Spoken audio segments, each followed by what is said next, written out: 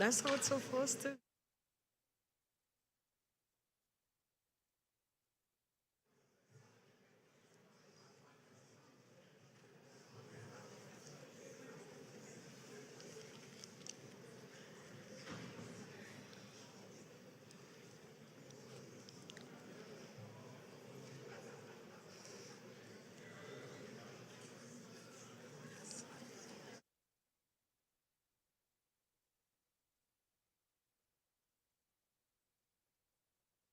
Esteemed guest and my fellow creatives, welcome to the grand opening ceremony of Unleash, the pioneering conference of the creative industries. Today we gather right here in Grenada, a place known for its vibrant culture, breathtaking landscapes, and of course, rich artistic and cultural heritage.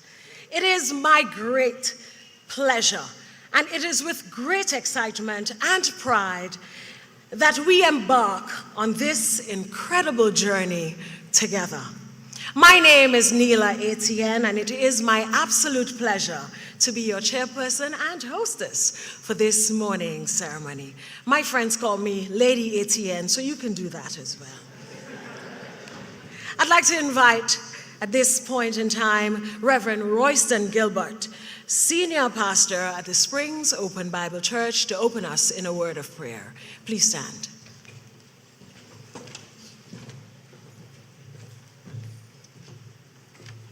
Good morning, all. I greet you in the wonderful name of our Lord and Savior, Jesus Christ. In the words of Lady Etienne, I'll read from the Word of God, Genesis chapter 1. In the beginning, God created the heaven and the earth. So you are well placed this morning with Grenada's premier creative and cultural conference. Verse 26 says, "And God said, let us make man in our image and our likeness, and let them have dominion over the fishes, the fish of the sea, and over the fowl of the air, and over the cattle, and over all the earth, and over every creeping thing that creepeth." Shall we pray this morning? Our Heavenly Father, we bow humbly in your presence. We thank you, God, for this wonderful gathering here this morning. And even as we gather, Lord God, to create our culture, our industries, I pray, God, that you will give them the wisdom, you will give them knowledge, you will give them understanding, and, oh God, you will unleash or unearth in them, Lord God, the creative minds and ability. Lord, we commit every stakeholder here this morning who have a part to play, Lord God, in Unleash. We commit everything that is to be said and done here, and we ask your divine blessing, Father. We pray, oh God, that everything will go according to plan.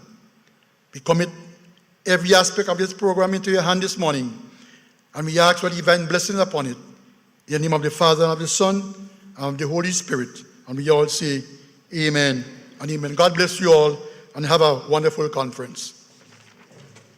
Thank you, Pastor. Please remain standing with me. We'll now invite Mr. J. McDonald to lead us in the national anthem of Grenada.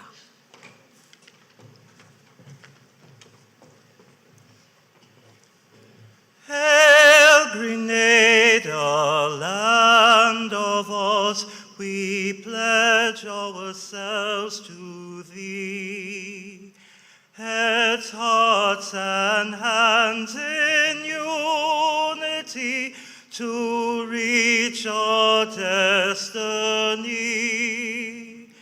Ever conscious of God, being proud of our heritage, may we with faith and courage aspire, build, advance. as one people, one family. God bless our nation.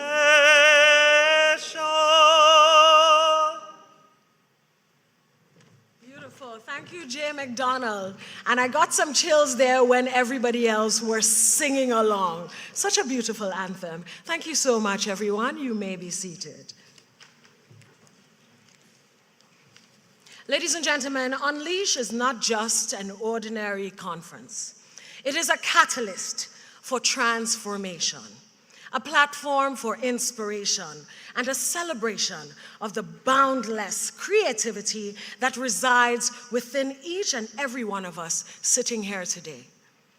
Over the next few days, we will come together as artists, designers, performers, writers, thinkers, policymakers, and entrepreneurs, united by our shared passion for the arts and the limitless possibilities they offer. As we embark on this important journey, we must recognize the immense potential that lies within the creative industries. They have the power to shape cultures, ignite imaginations, and drive economic growth. The government of Grenada, through the Grenada Office of Creative Affairs, has recognized this potential and has taken bold steps to prioritize and support the development of this sector. Ladies and gentlemen, I'd like to invite to the podium the Honorable Minister Lennox Andrews, Minister for Economic Development, Planning, Tourism, ITC, Creative Economy, Agriculture, Lands, Fisheries, and Cooperatives, to the podium. But before he does that, before he does that, we have a special treat for you. Stand by.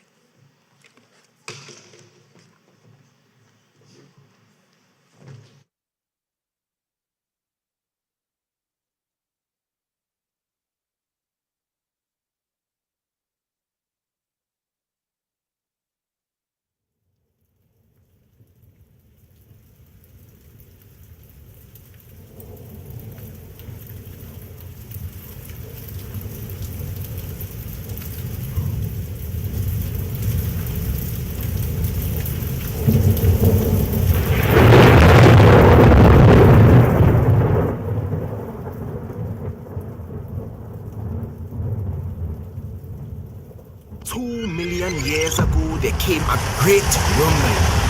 From deep down in the bowels of the ocean floor, earth with wind, the wind met fire exploding with awesome fury. And the mighty seas were parted. Just like that, we were born.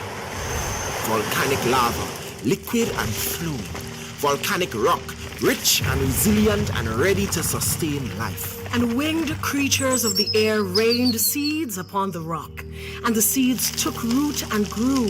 Ginger lilies, lantanas, petunias, heliconias, poinsettias, bougainvilleas. And stately palm trees sprung up along the rocky bays and sandy beaches.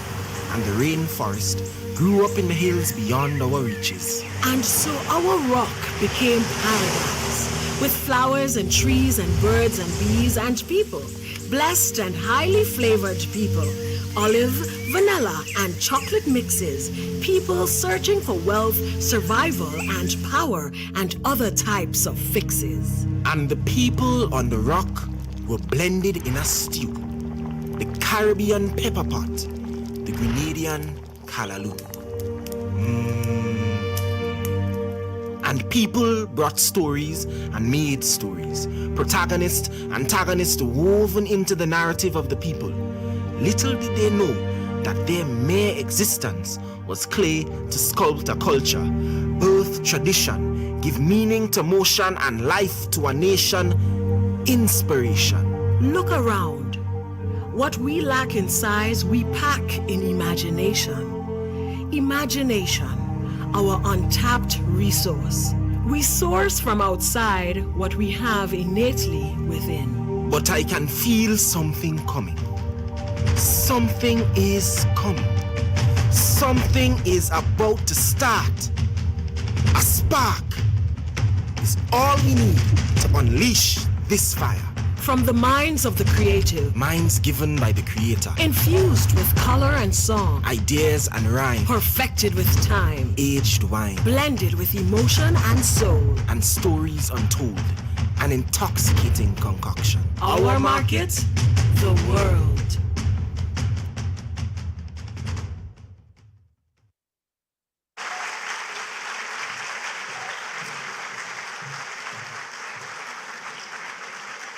I told you it was going to be a treat.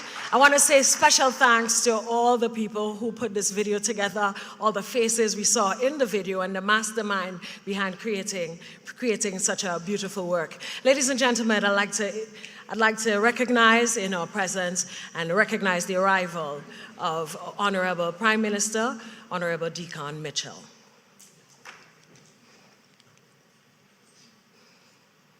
And at this time, I'd like to welcome to the podium Honorable Lennox Andrews. You may be seated, everyone. Honorable Lennox Andrews is the Minister of Economic Development, Planning, Tourism, ICT, Creative Economy, Agriculture and Lands, Fisheries and Cooperatives. Let's welcome him, everyone.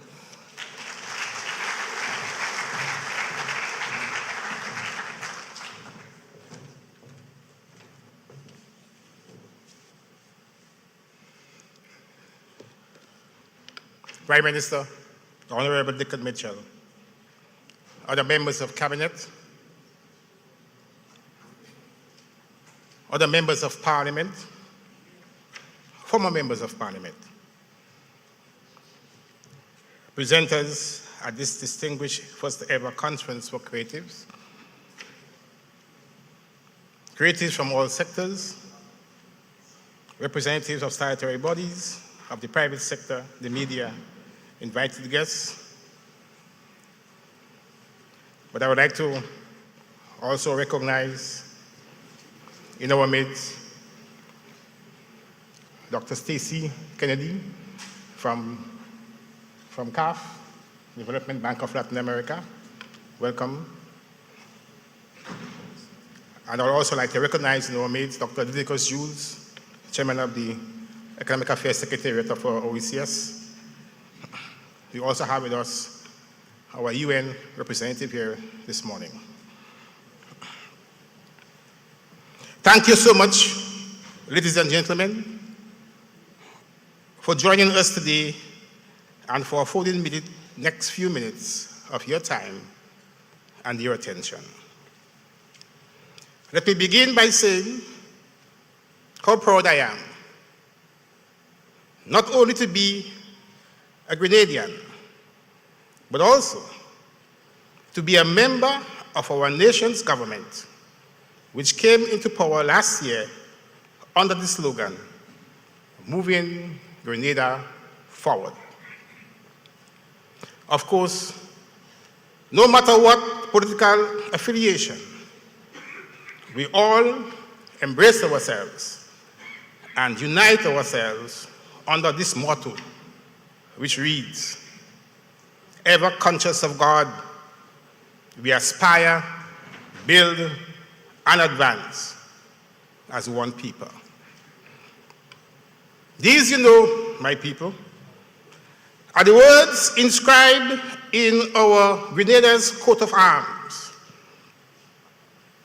And it signifies the extent to which we as a nation consider and accept God as our creator.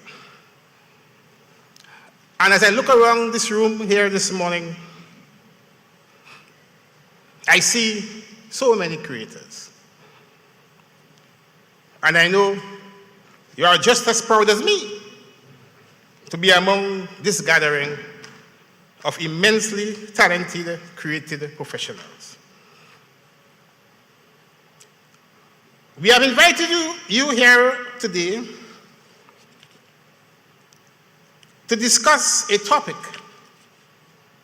that is both near and dear to your hearts, and which we as a government believe is absolutely vital to Grenada's future, no matter where you find yourself on life's journey.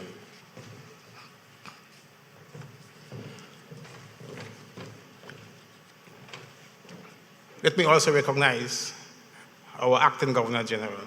Sorry for the delay.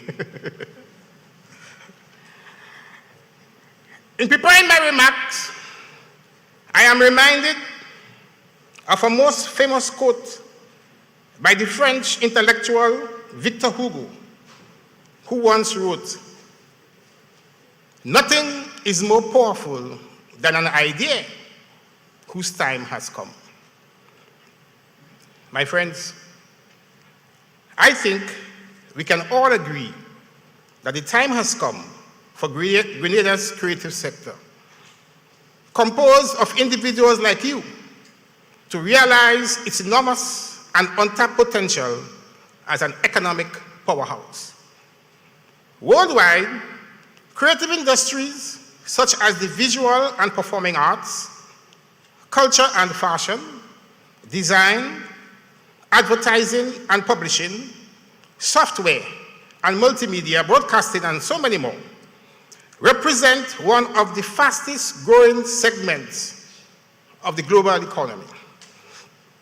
They account for 6.1% of the global gross domestic product, averaging some $2 trillion in annual revenues, and providing nearly 50 million well-paying jobs worldwide. It is not hyperbole, therefore, to declare that creative industries are capable of transforming entire nations like ours with respect to income generation, quality job creation, and export diversification. Grenada's government accepts the view that every child born in this country is born with a talent, an ability, and a passion for something. For us, Grenada must be like a big school where the opportunity for all is available to develop and enhance that natural passion and use it to provide a good or a service for which there is a demand, and so they can earn an income on their own so that they can live a better and a decent life.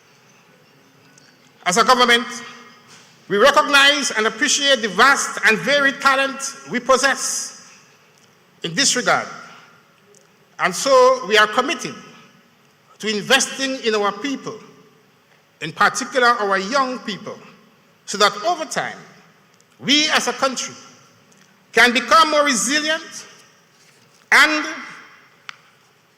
have a developed economy, recognized both regionally and internationally. We can become an incubator for secure and rewarding jobs and a catalyst for more beneficial social reforms, including a revitalized national identity. Therefore, today, this morning, I would like to take this opportunity to outline our government's vision and roadmap for accomplishing this ambitious but necessary undertaking. Admittedly, we are a small island nation that has traditionally relied on tourism and agriculture to fuel our economy, giving our fertile lands beautiful scenery and year-round sunshine. Tourism and agriculture continue to serve us well, and with the implementation of sustainable practices, will remain vital contributors to our island's economy for generations to come. However, Grenada is and should be regarded far more than a breadbasket for tourists and for tourist destination. I say this because Grenadians, as a people, we are and we have always been an innovative and a creative people. The depth and breadth of Grenada's culture's heritage can be admired as a gorgeous mosaic of assorted artistic expressions, from our vibrant music scene to our thriving visual arts community and strong literary tradition. And of course, how can we forget our lively carnival culture, just to name a few. The way we see it, Grenada's culture and creative industry, if nurtured properly, can become substantial contributors to economic growth and job creation, as well as a foundational pillar for social and cultural development here on the island and potentially beyond. Of course, this must begin with thoughtful, coordinated efforts to raise more heightened awareness of our nation's abundant creative industries and the obvious benefits to Grenadians of all ages. We also believe it is imperative to implement and support training programs, seminars, and other activities, including establishing and managing a creative industry registry and business network platform that help creative entrepreneurs improve their capacity. Toward this end, our government is committed and determined to foster a more favorable environment that bolsters the economic value of creative industries, in part by identifying and developing natural linkages between them and other sectors. We also seek to institute concessions and other economic incentives for those in the creative industries, while implementing a policy framework for the sector's development that coincides with our 2035 national sustainability goals and objectives. In any business, money is a constant concern. And that is certainly true for our creative industries, which is why we aim to generate more funding opportunities and provide helpful direction towards existing resources of funding that may not yet be common knowledge. And as I alluded to earlier, we have grander ideas and designs to promote Grenada creative communities beyond our borders by supporting the export of creative goods and raising the international profile of our talented groups and individuals within the sector. Certainly, we view this as far more than a one-time exercise and plan to support ongoing research activities within the creative industries to ensure that we are continuously learning and adapting as necessary. My friends, this is our vision, and this is how we plan to make it a reality. Anytime we talk about the future, there can be a natural tendency to assume that we are focusing on the young. But we want to emphasize that we recognize and respect the accomplishment and experience of those who have enjoyed long careers in the creative industries.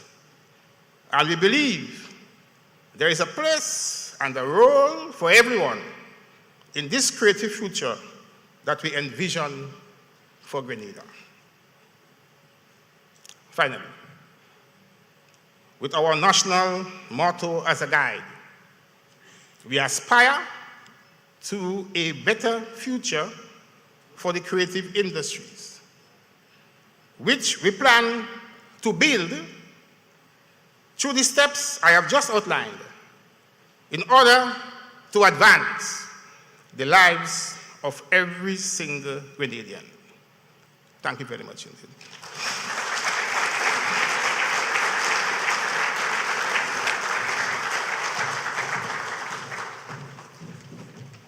Thank you, Minister Andrews. Ladies and gentlemen, Unleash is a national Cultural and Creative Industries Conference that aims to initiate a dialogue, inspire innovation, and pave the way for a brighter future. It is a gathering where ideas collide, collaborations will flourish, and new paths will be forged. At this time, ladies and gentlemen, I'd like to invite my good friend, I think I can call him a friend now, Mr. Orlando Romaine. He's the advisor to the Ministry of Planning and Economic Development with responsibility for ICT, digital, and creative economy. Please welcome him. Please welcome him to the podium.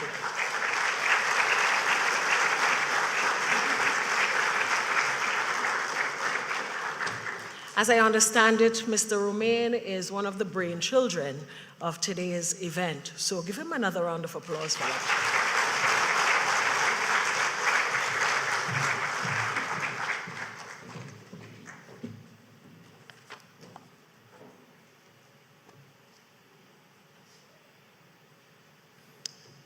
Acting Governor General, Madam Decima Williams, Prime Minister Deacon Mitchell, Minister of Economic Development, Planning, ICT, Creative Economy, Tourism, and Agriculture, Minister Lennox Andrews, other cabinet colleagues, specially invited guests, a pleasant good morning to all.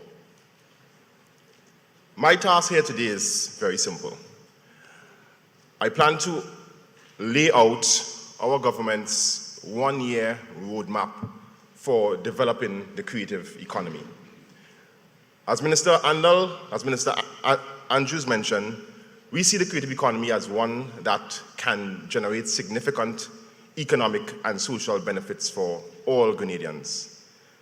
I believe for the first time in modern history, we have the opportunity to shape a sector in our likeness and image. If you look at tourism, it's dominated mostly by foreign investment. And so a lot of the revenues flow outwards. You look at agriculture, we produce a lot of crops here, but we export the products and then we import the refined goods. And so we have never been able to maximize the revenue generation and yield from our sectors. And I think if we take a very strategic approach to developing the creative economy, we can do just that. Design an economy, design a sector where Grenadians, the average Grenadians in the rural communities, in the urban communities, the old, the young, are the ones who are the main beneficiaries of the output of those economic activities. And so I'm very encouraged by this initiative that the government has embarked on, and I've given my full time, energy, and brain power to ensuring that it takes lift in the way that it should.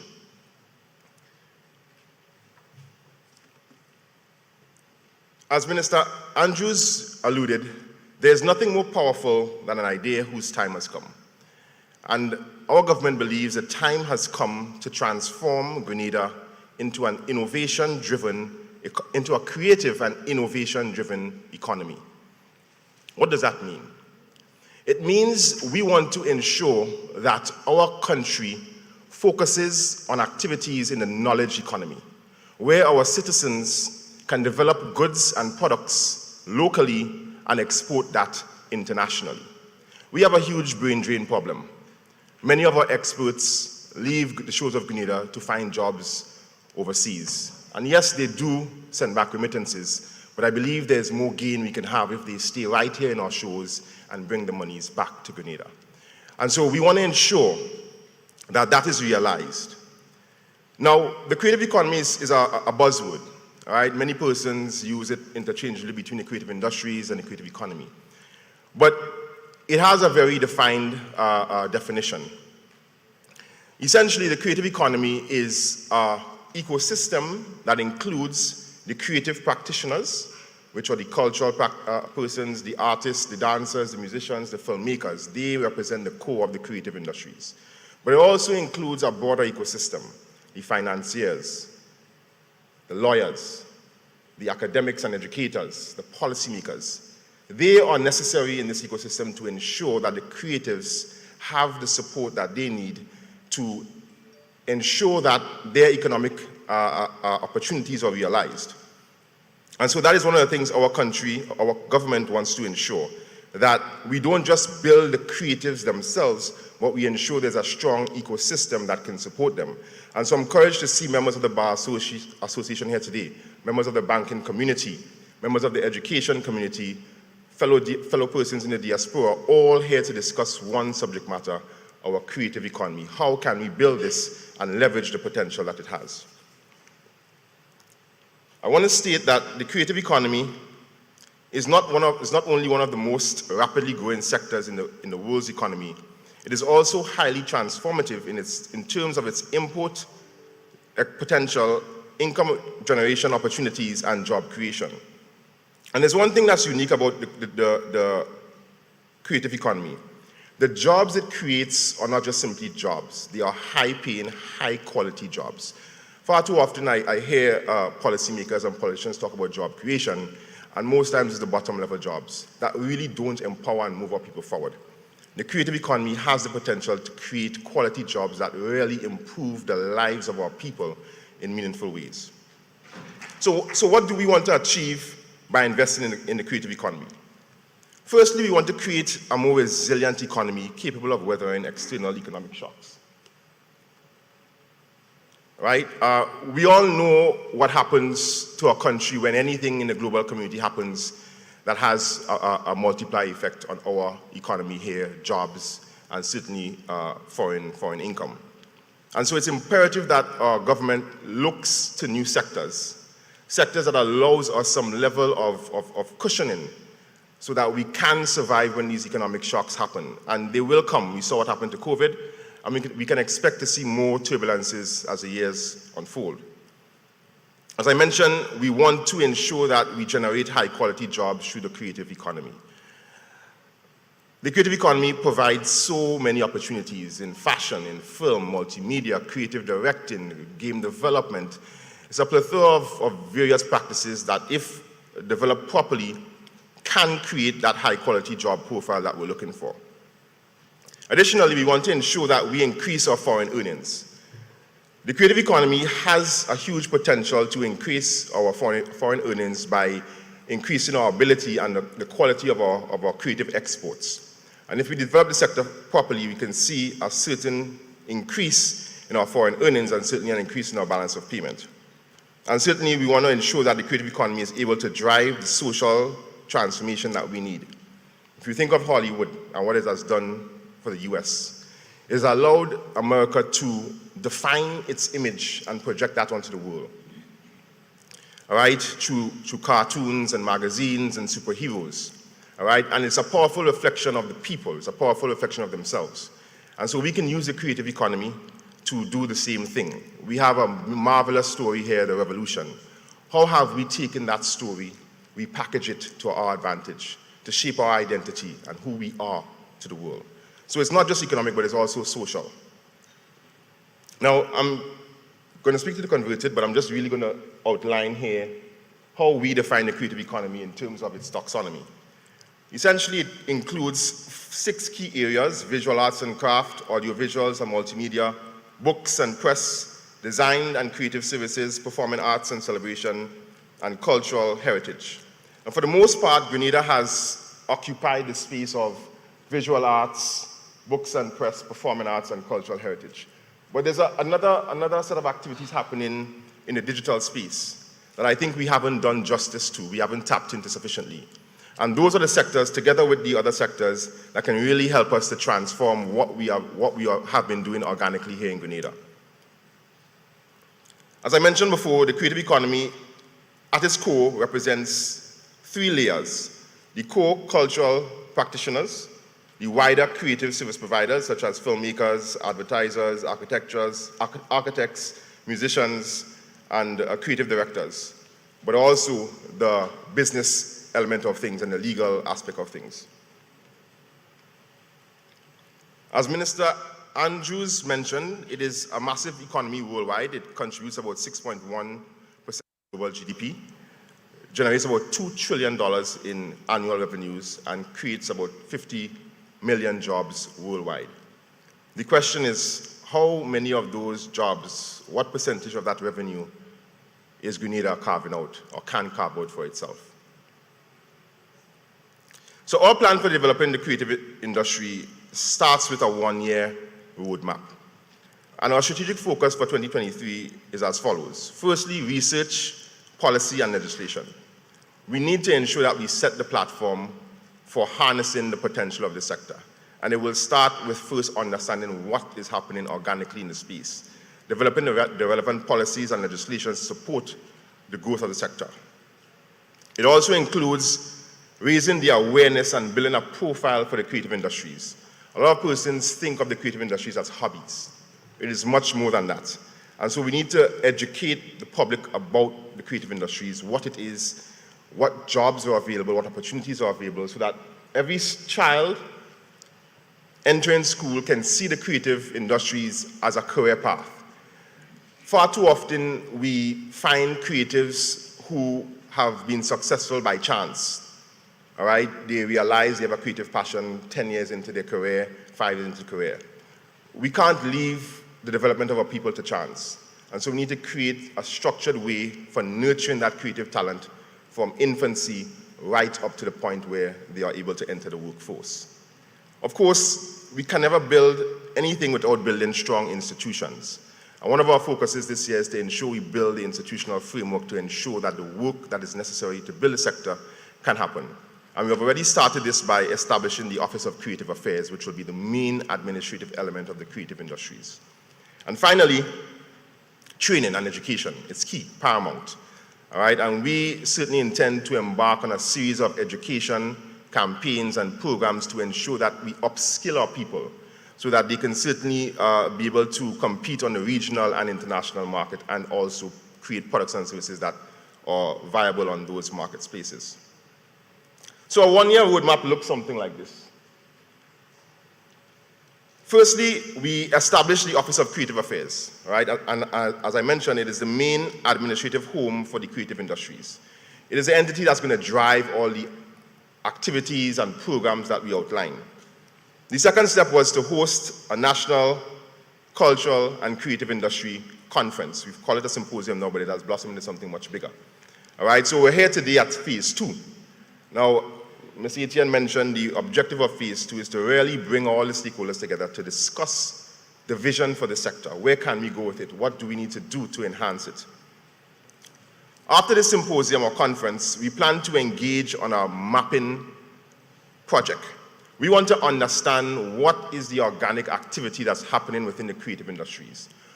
How many creatives are there? What's its contribution to GDP? How many jobs it creates? Right? What is the export potentially currently?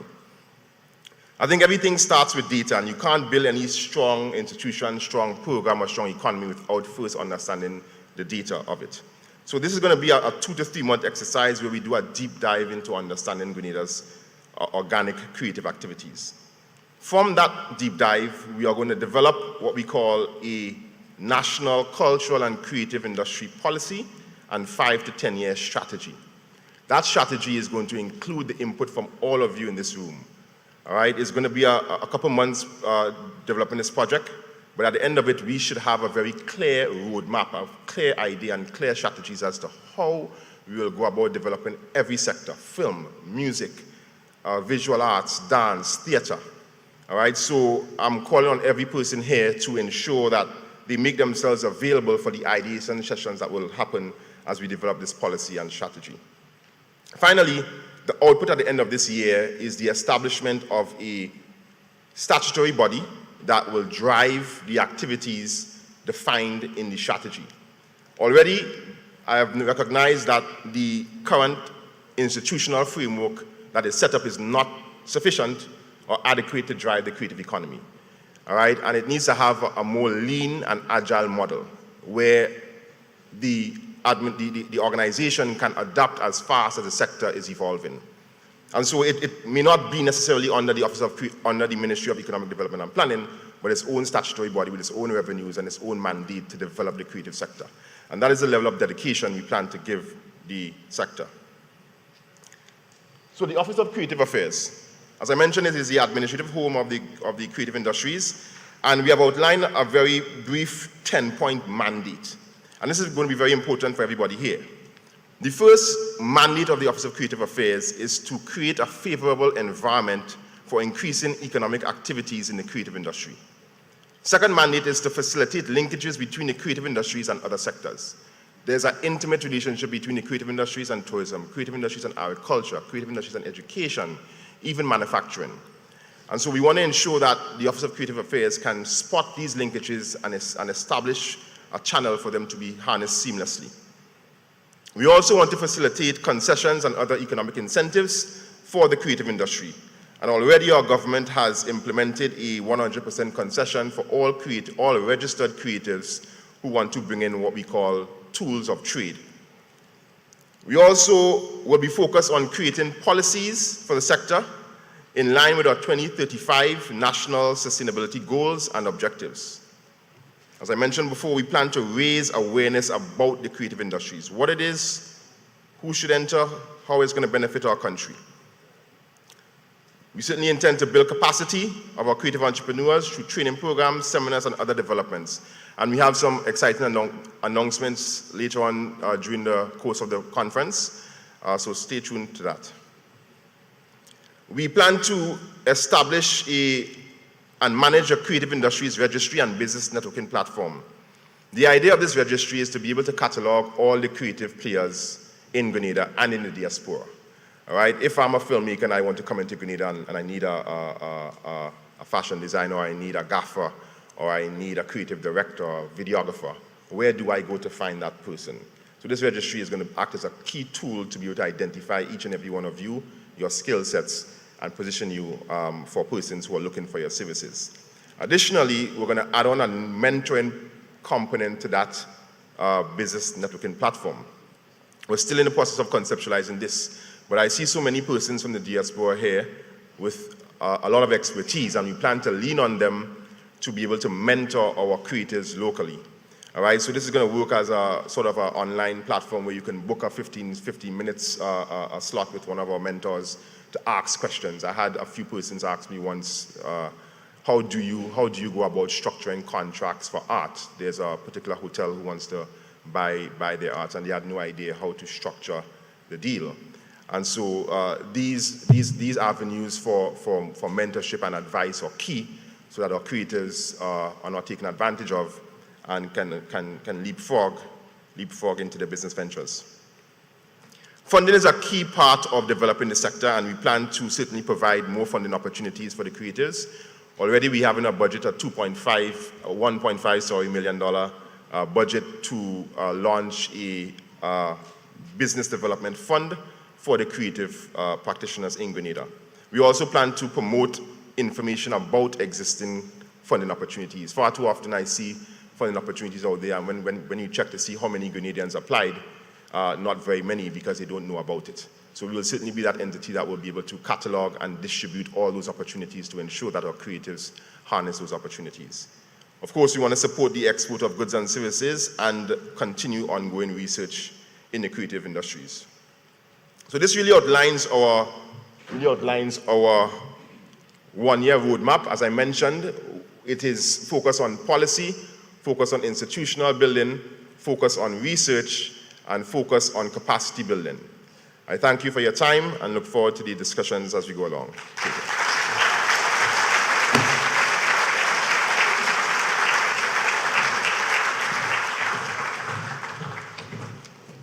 Thank you so much, Mr. Romain. And in a nutshell, Mr. Romain said, support the arts.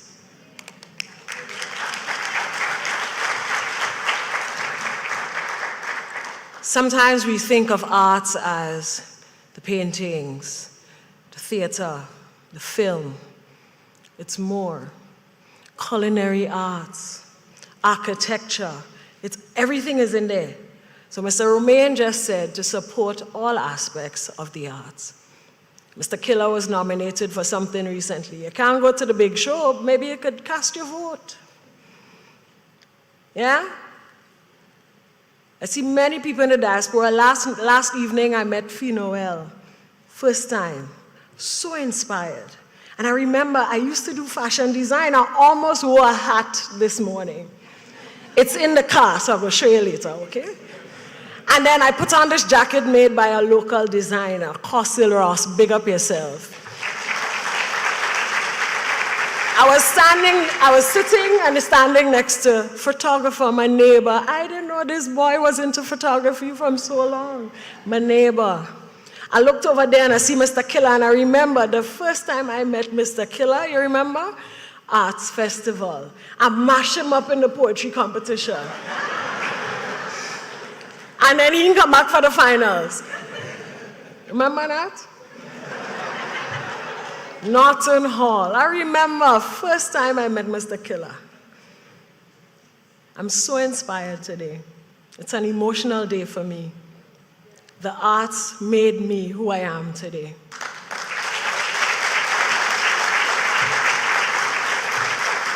I want to thank everyone who supports the local art and who supports everything that our artists and our local craftsmen do. I see writers in the audience, artists, photographers, dancers, singers. And I see people who support. I see a young man in the audience.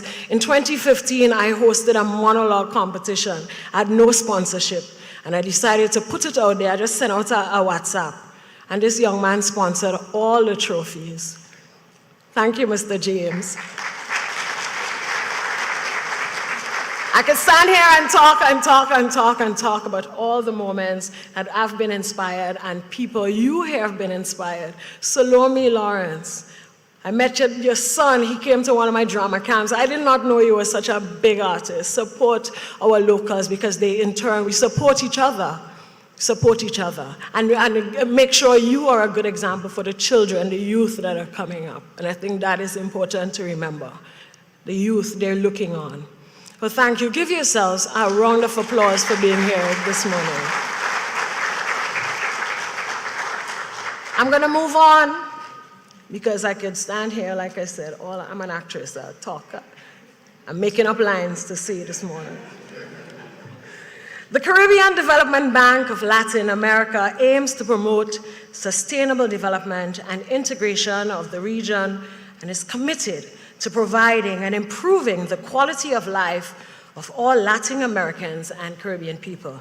Ladies and gentlemen, we are privileged to have in our presence this morning Dr. Stacy Richards Kennedy, Regional Manager for the Caribbean CAF Development Bank of Latin America and the Caribbean. Let us welcome Dr. Stacy Richards Kennedy as she makes some remarks.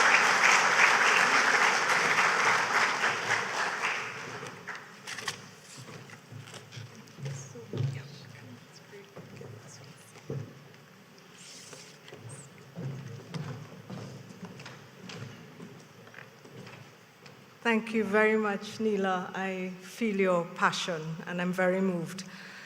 Let me start off by recognizing our Acting Governor General, Honorable Prime Minister, ministers, and other distinguished representatives present today. I stand firmly on the protocol that has already been established. Warm greetings to all of you. It is my distinct pleasure to bring greetings on behalf of the Executive President of CAF, Mr. Sergio Diaz-Granados, who has sent greetings and best wishes to all participants for a successful conference. CAF, the Development Bank of Latin America and the Caribbean, is extremely proud to be the lead sponsor for this inaugural conference and landmark symposium focusing on unleashing Grenada's creative potential through the cultural industries. Permit me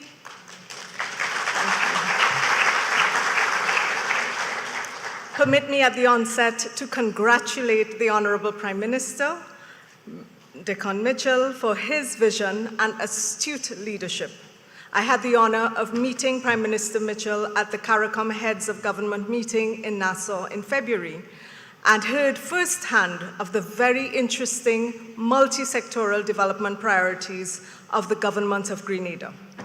And during a recent World Bank IMF spring meeting, our CAF president and I also met with the Honorable Minister Lennox Andrews, and we discussed more specifically Grenada's vision for the cultural and creative industries as an impetus for economic and social development.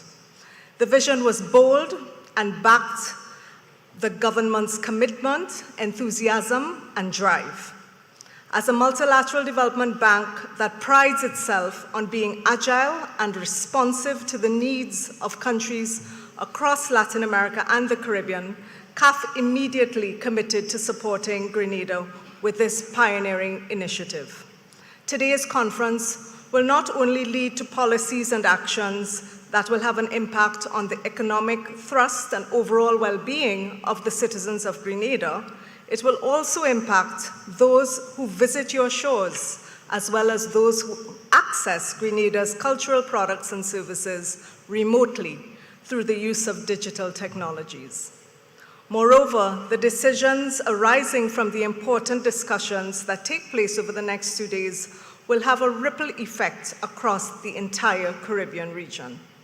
CAF is very pleased to support these efforts and to be accompanying Grenada and the rest of the region on this journey as we write a new chapter on the development of cultural industries as a vehicle for economic prosperity and social well-being.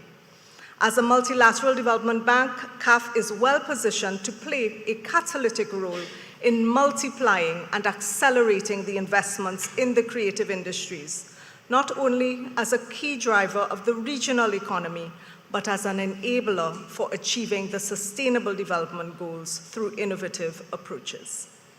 For those of you who are not familiar with CAF, we are a homegrown regional development bank whose shareholder countries are from Latin America and the Caribbean.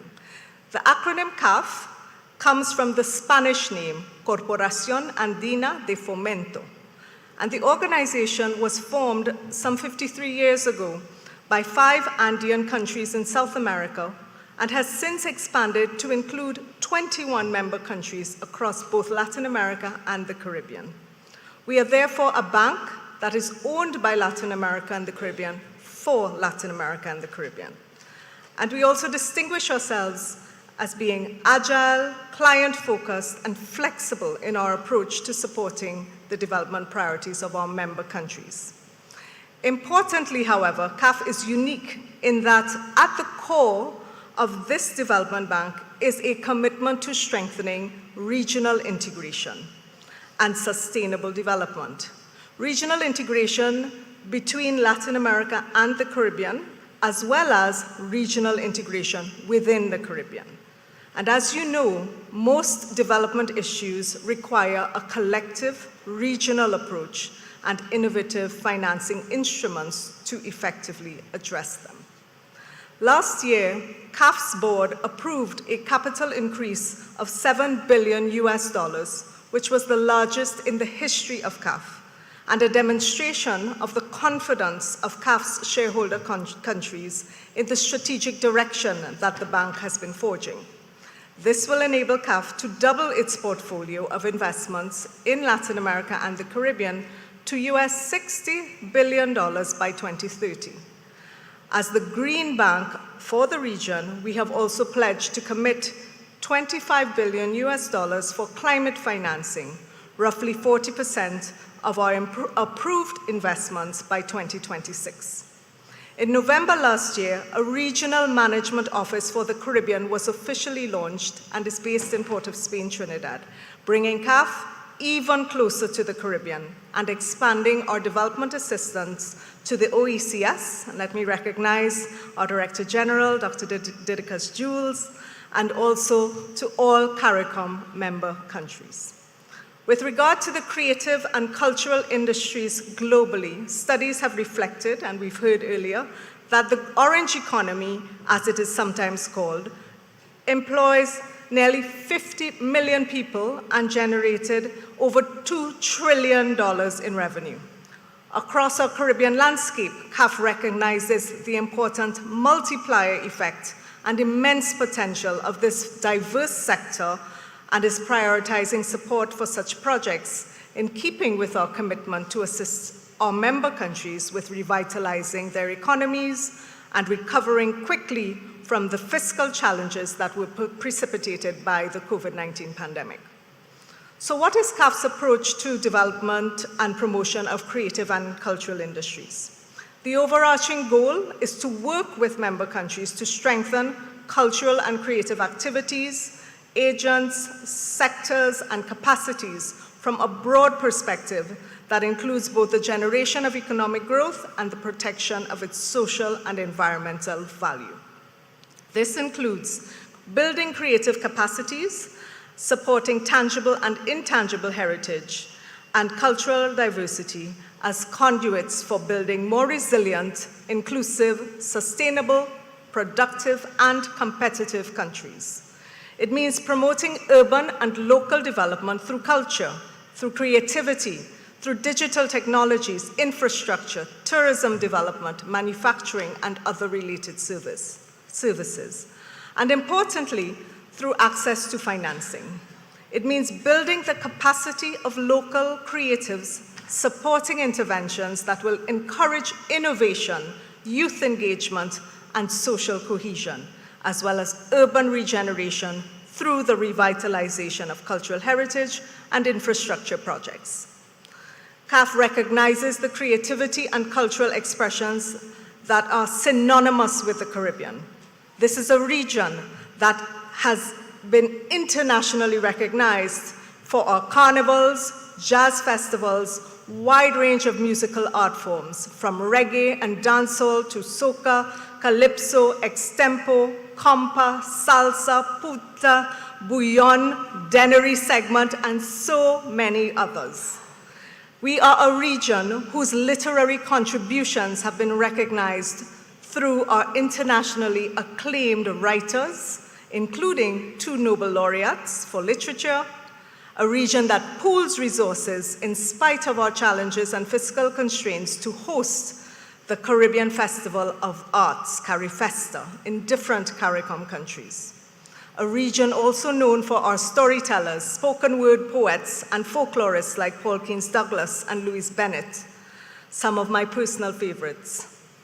The Caribbean story has been and continues to be told through the cultural expressions of our diverse peoples, and importantly, these cultural expressions have, for decades, provided an important platform to amplify the voice of the marginalized and those calling for human rights, equality, and social justice. Just think of the extensive reach and profound impact of the many songs produced by Bob Marley, which have transcended time, space, and geographic regions, race, ethnicity, and languages.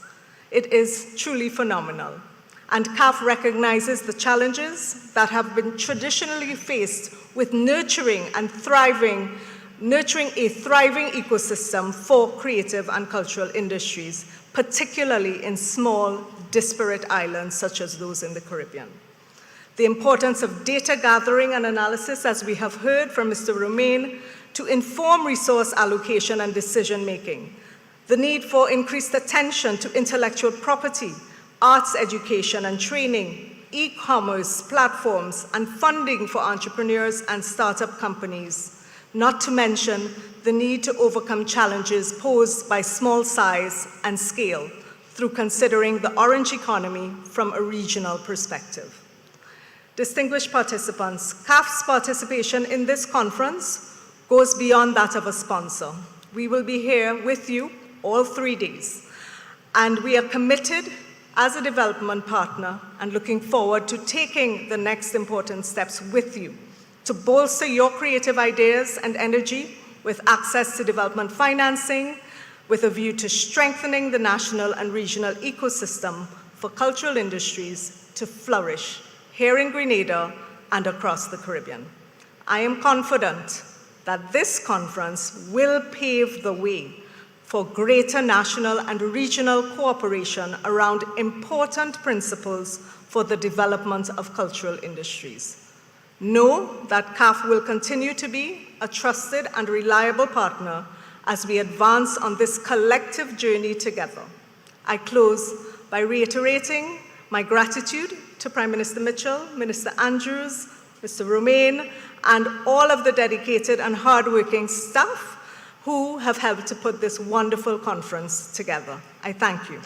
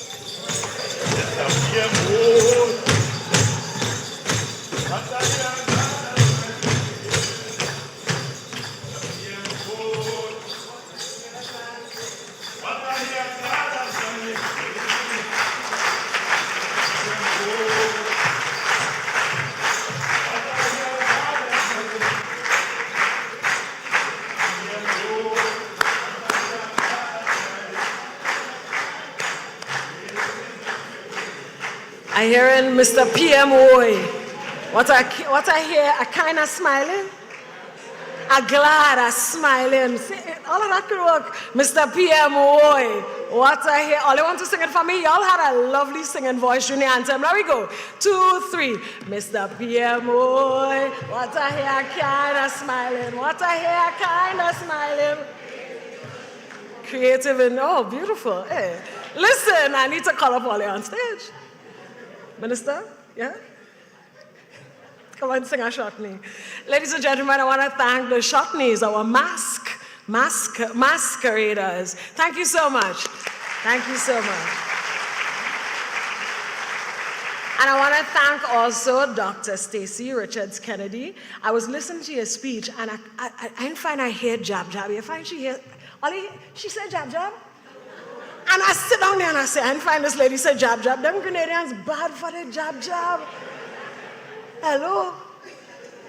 I didn't hear she say oil long too, Senator. Listen, you in greens, eh? Them jab, they bad. I see some, look, I can point. Lord, look, some jab jab. They're staring at me. Listen. Write it down quick. Write it down in your speech. I'll call you back. Make sure you say jab jab, right? All right, ladies and gentlemen, we're moving on. At this point, we want to welcome our Prime Minister of Grenada. Oh yeah, I heard the clap. Listen, some of all in this audience. I'm welcome. I'm going to bring the man on first now. Oh, they can clap. Ladies and gentlemen, to do the keynote address, our Prime Minister, the Honorable Deacon Mitchell.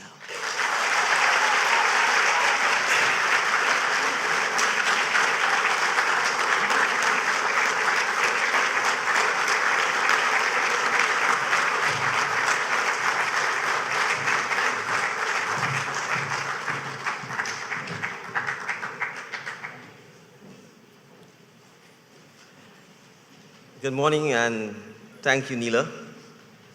I don't know if it's fair to me to speak after the creatives. For one, Neela could ad-lib as she goes along. She can act.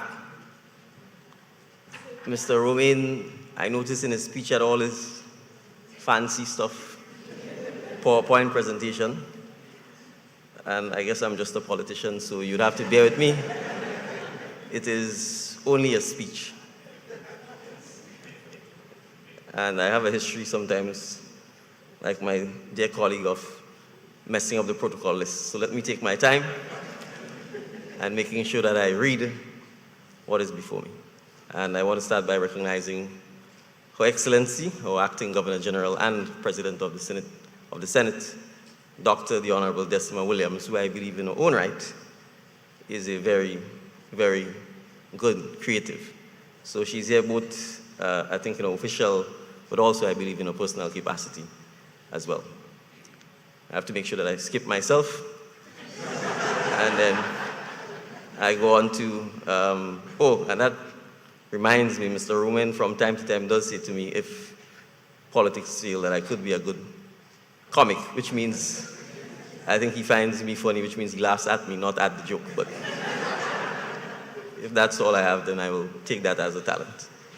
So the Honorable Lennox Andrews, our Minister for the Creative Affairs, amongst many other things, the Honorable Attorney General, sorry, I will call it all the members of Cabinet, because I suppose we oftentimes don't get together like this.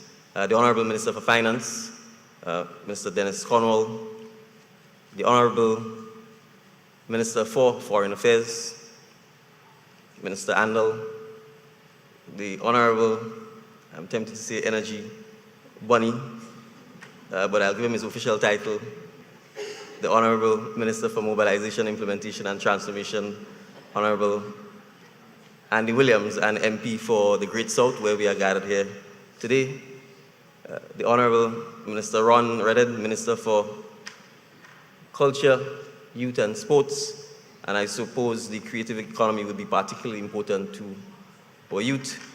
Senator the Honorable Adrian Thomas, the Minister for Agriculture, Fisheries, Forestry, and Mr. Orlando Romain, our advisor. Oh, okay. Thank you. You see, just as I said, I would almost mess up the protocol list. Yes, thank you. The Honorable Philip Telesford, Minister for Housing, Social, Community Development. Anybody else that I'm missing? No, we called the Honorable Attorney General early. Is the Minister for Education here? No, he isn't here. All right. But we'll hail up the Minister for Education nonetheless. I see Senator Cadet is here. Mr. Cadet, welcome. I was going to highlight Minister Romain, advisor to the Ministry for the Creative Economy, Director General of the OECS, Dr. Didicus Jules. I suppose I could say welcome home. To former members of Parliament who are here or who are viewing with us online, to distinguished presenters at this event over the next several days, to all of the creatives who are here and who are online, to representatives from the private sector,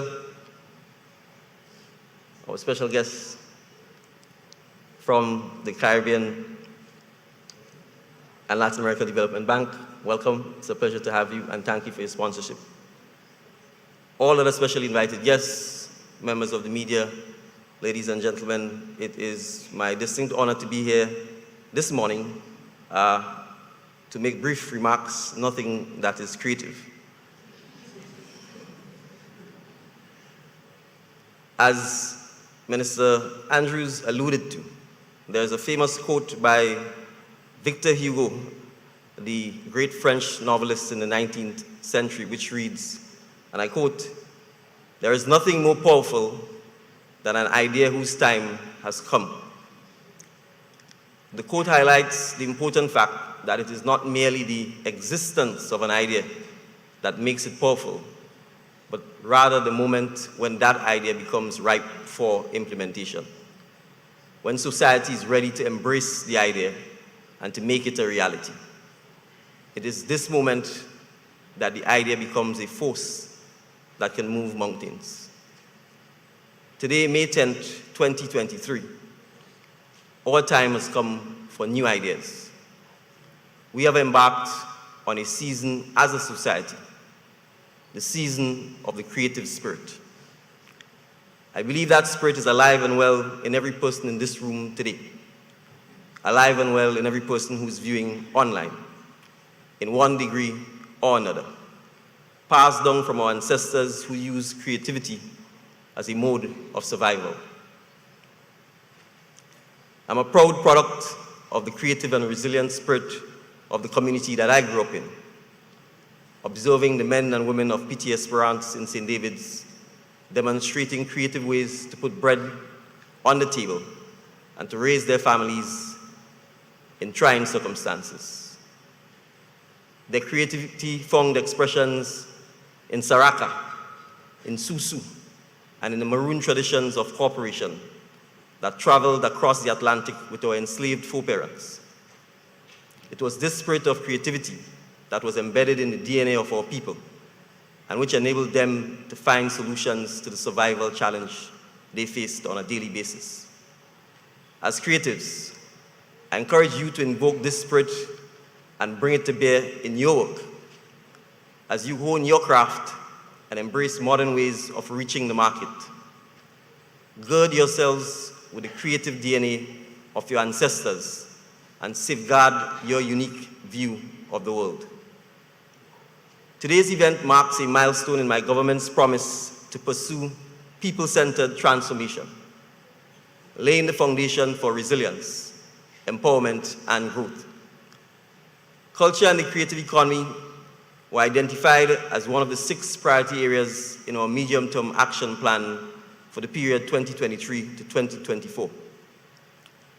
And today, this morning, and over the next several days, we are walking that walk, making our actions consistent with our declared policy. We must view today's event and the next several days within the broader context of the approach to governance that we have chosen, an approach that is bold, that is different. And indeed, this is the first time in our history that a conference of this kind is being held.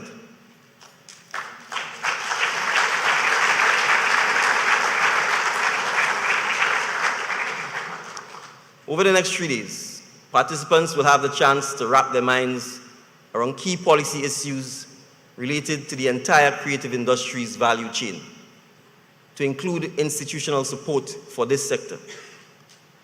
But importantly, this gathering is about empowerment. You, the participants, should emerge from this exercise feeling stronger, feeling more confident in the creative path that you have chosen to walk in your life.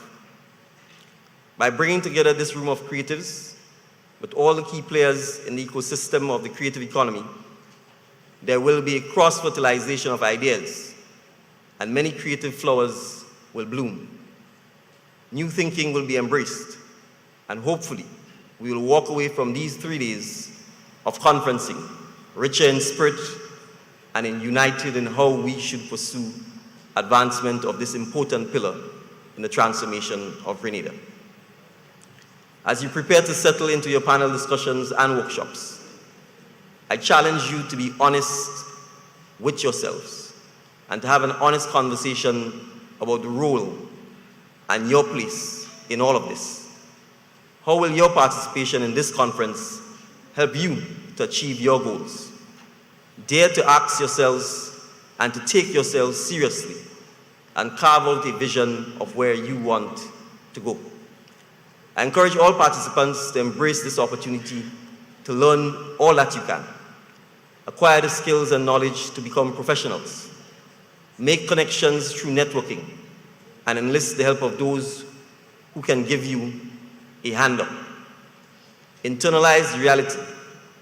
Internalize the reality that you can make a living, and internalize the reality that you can become wealthy from your God-given talent.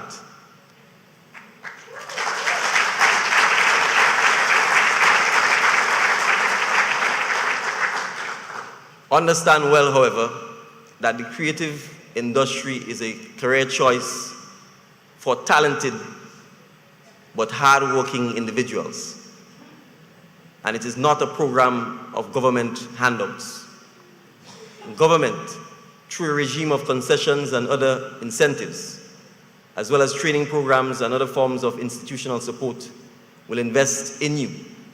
This country, your country, Grenada, will invest its tax dollars in you, but you will have an obligation to give Grenada a return on its investment. In other words, we ask that you work with us because we are working with you. Your success will be Grenada's success.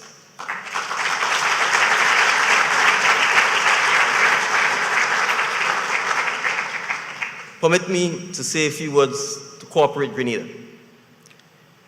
Colleagues, the investment in the creative economy is a national initiative, and successful national initiatives require partnerships. I'm therefore inviting our partners in the private sector to come on board. The creative sector is worthy of your financial support, and it is worthy of your financial investment.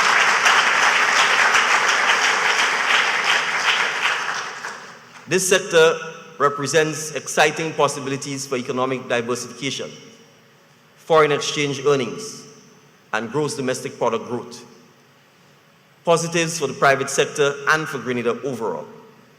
We therefore look forward to actively partnering with you in the private sector in supporting Grenada's creative economy.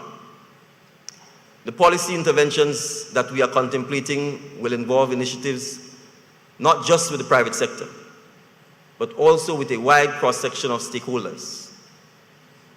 Our Office of Creative Affairs will need to work in tandem with the Grenada Cultural Foundation, the Department of Culture, the Grenada Tourism Authority, the Corporate Affairs and Intellectual Property Office, cultural industry associations, whether in visual or performing arts, film or fashion, as well as with other national bodies to ensure partnership and ownership. In our quest to build our creative economy, we also understand the need to reach out beyond the shores of Grenada. We need to hold hands and create synergies with our brothers and sisters across the region, with a view to learning from their experiences and best practices where possible. My administration is prepared to collaborate with other regional governments to create a common enabling regional environment for the creative industries. We are already working to improve the harmonization, simplification, and implementation of intra-regional trade measures aimed at deepening our regional market and making it easier for the movement of cultural workers and equipment, as well as expanding the list of professionals classified as cultural workers.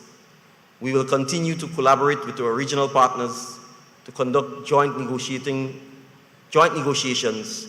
aimed at strengthening global market access for Caribbean cultural products. Colleagues, we have already seen what is possible. We should not be afraid to have big dreams. Someone once said that if our dreams are not frightening us, we are not dreaming big enough. Grenada is a branch from the tree of Caribbean civilization. We come from a tree of greatness. Our scholars have earned global acclaim for their intellect. Our athletes are world leaders. Our entertainers have broken into markets throughout the world.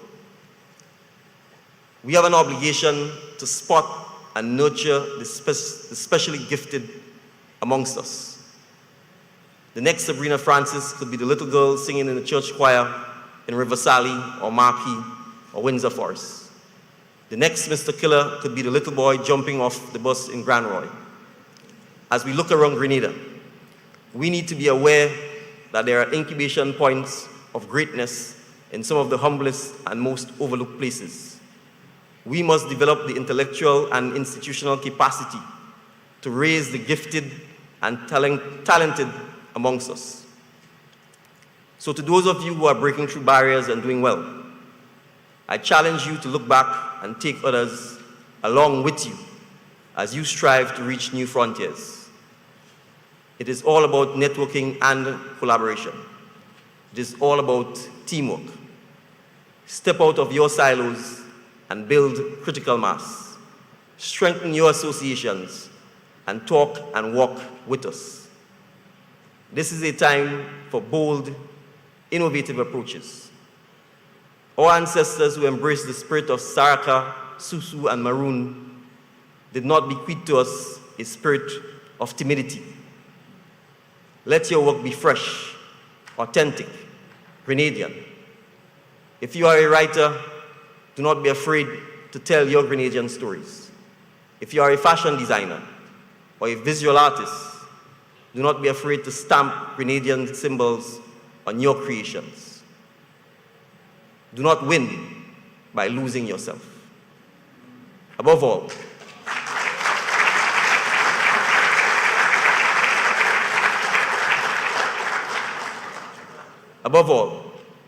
do not be daunted if your initial attempts are not successful. Initial failure is often part of the learning curve to success. If you fall down, then you owe it to yourself to get up, dust yourself off, and as the dancehall artist would say, wheel and come again.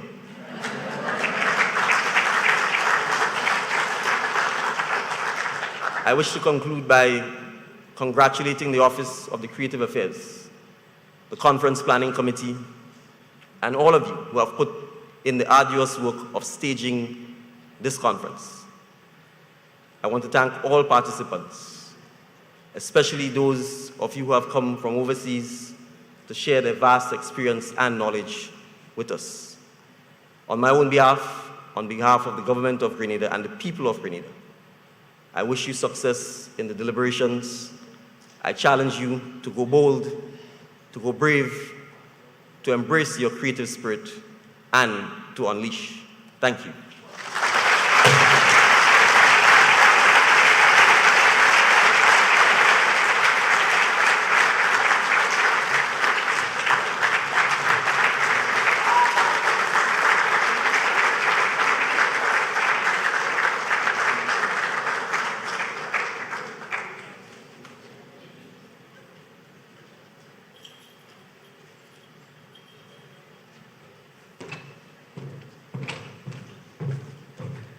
When we get excited, all things break and fall, and I hope it still works, sir.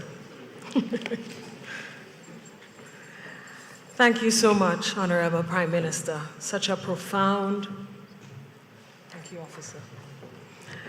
Such a profound keynote address.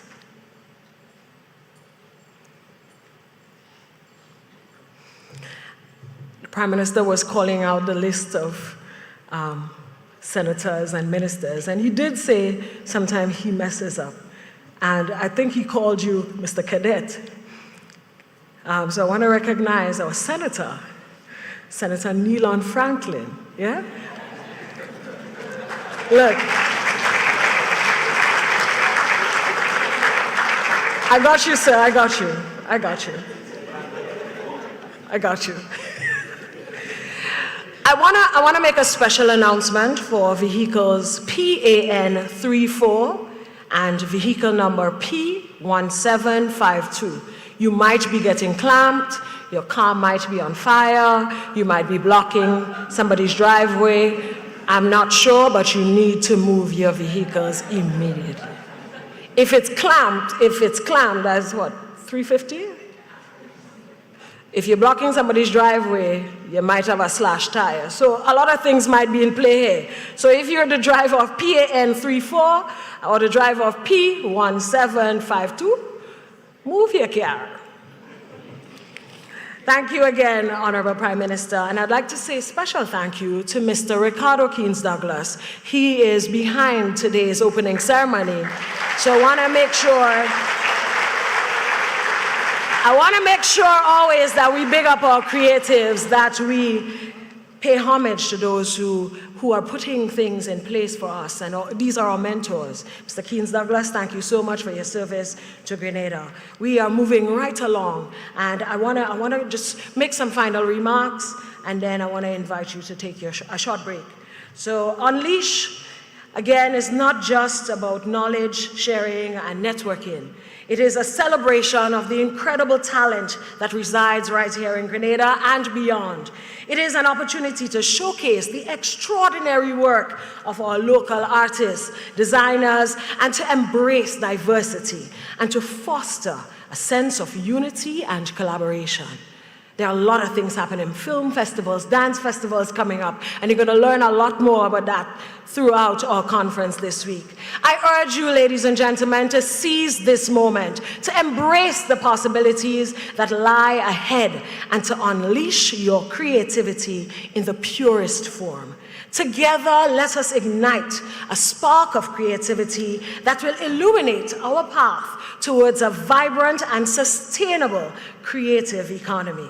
Let us embrace the power of collaboration, harness the potential of innovation, and pave the way for the future where creativity knows no bounds.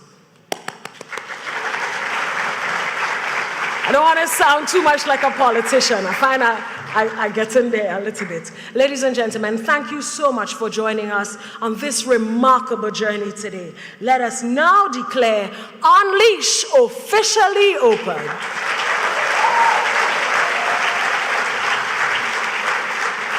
I want to let you know that they told me 15 minutes, but I'm telling you, you only have 10 minutes. Because I know Grenadians, I know Caribbean people are always late. So we have a short break for 10 minutes, and we'll get right back here for another keynote presentation, by Dr. Keith Nurse. Ladies and gentlemen, he's a director at heart.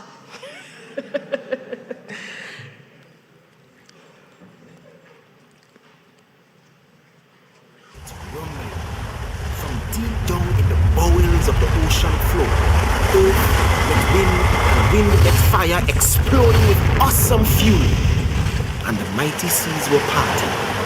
Just like that, we were on. Volcanic lava, liquid and fluid, volcanic rock, rich and resilient and ready to sustain life. And winged creatures of the air rained seeds upon the rock, and the seeds took root and grew. Ginger lilies, lantanas, petunias, heliconias, poinsettias, bougainvilleas. And stately palm trees sprung up along the rocky bays and sandy beaches.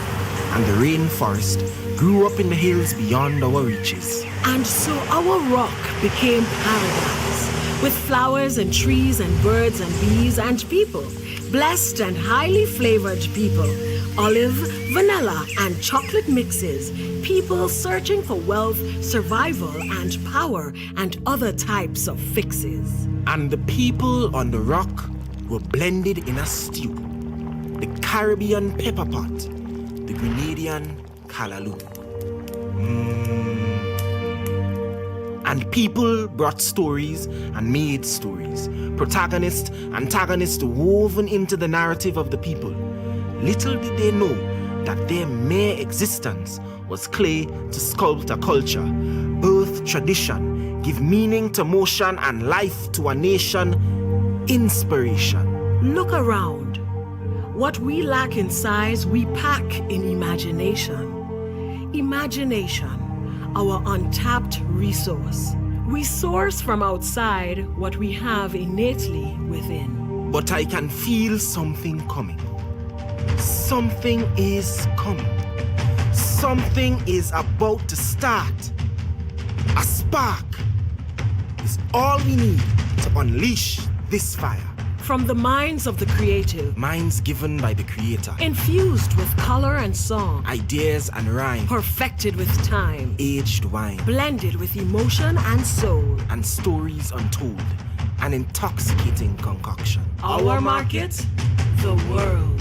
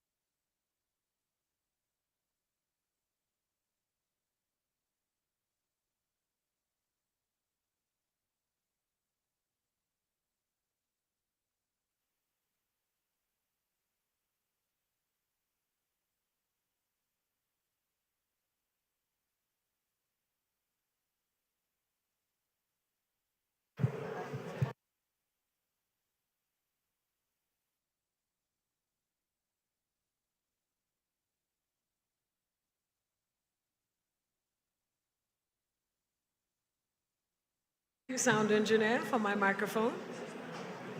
I really need to invest in my own microphone. Come to events with my microphone and just start talking in the audience. And yes, a costume change was needed. Scene 2. Thank you so much, everybody, for coming back. I hope you enjoyed your tea.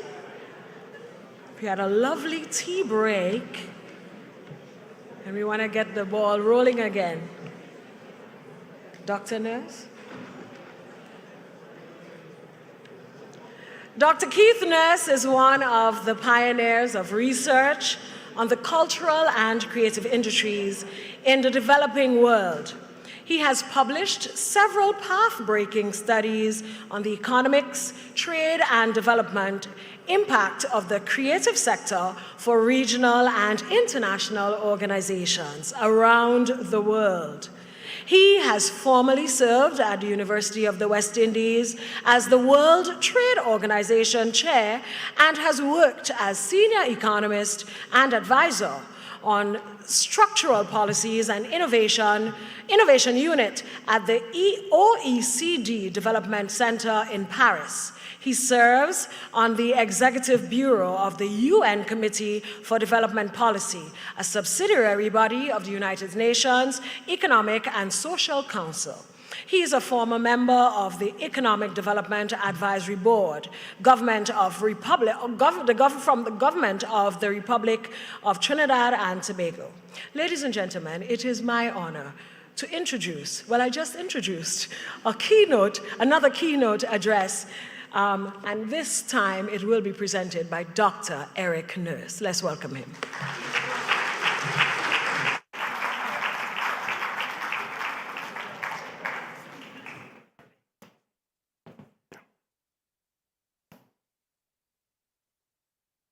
Good morning to you all. I'm going to ask that I be allowed to adopt all of the protocols that have been observed this morning. I'm fully cognizant that I'm here after the opening ceremony, quite an excellent opening ceremony, if I may say so. So kudos to the organizers.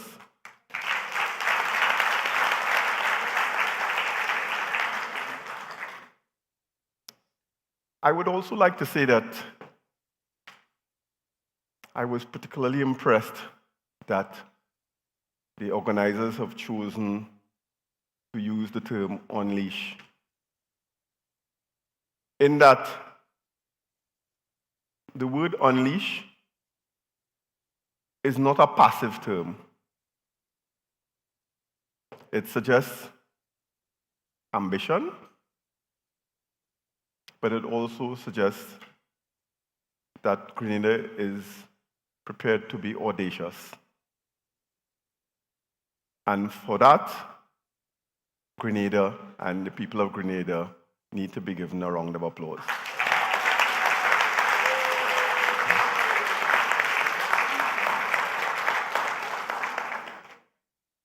I want to thank, the Minister, Minister Andrews, for, setting the stage.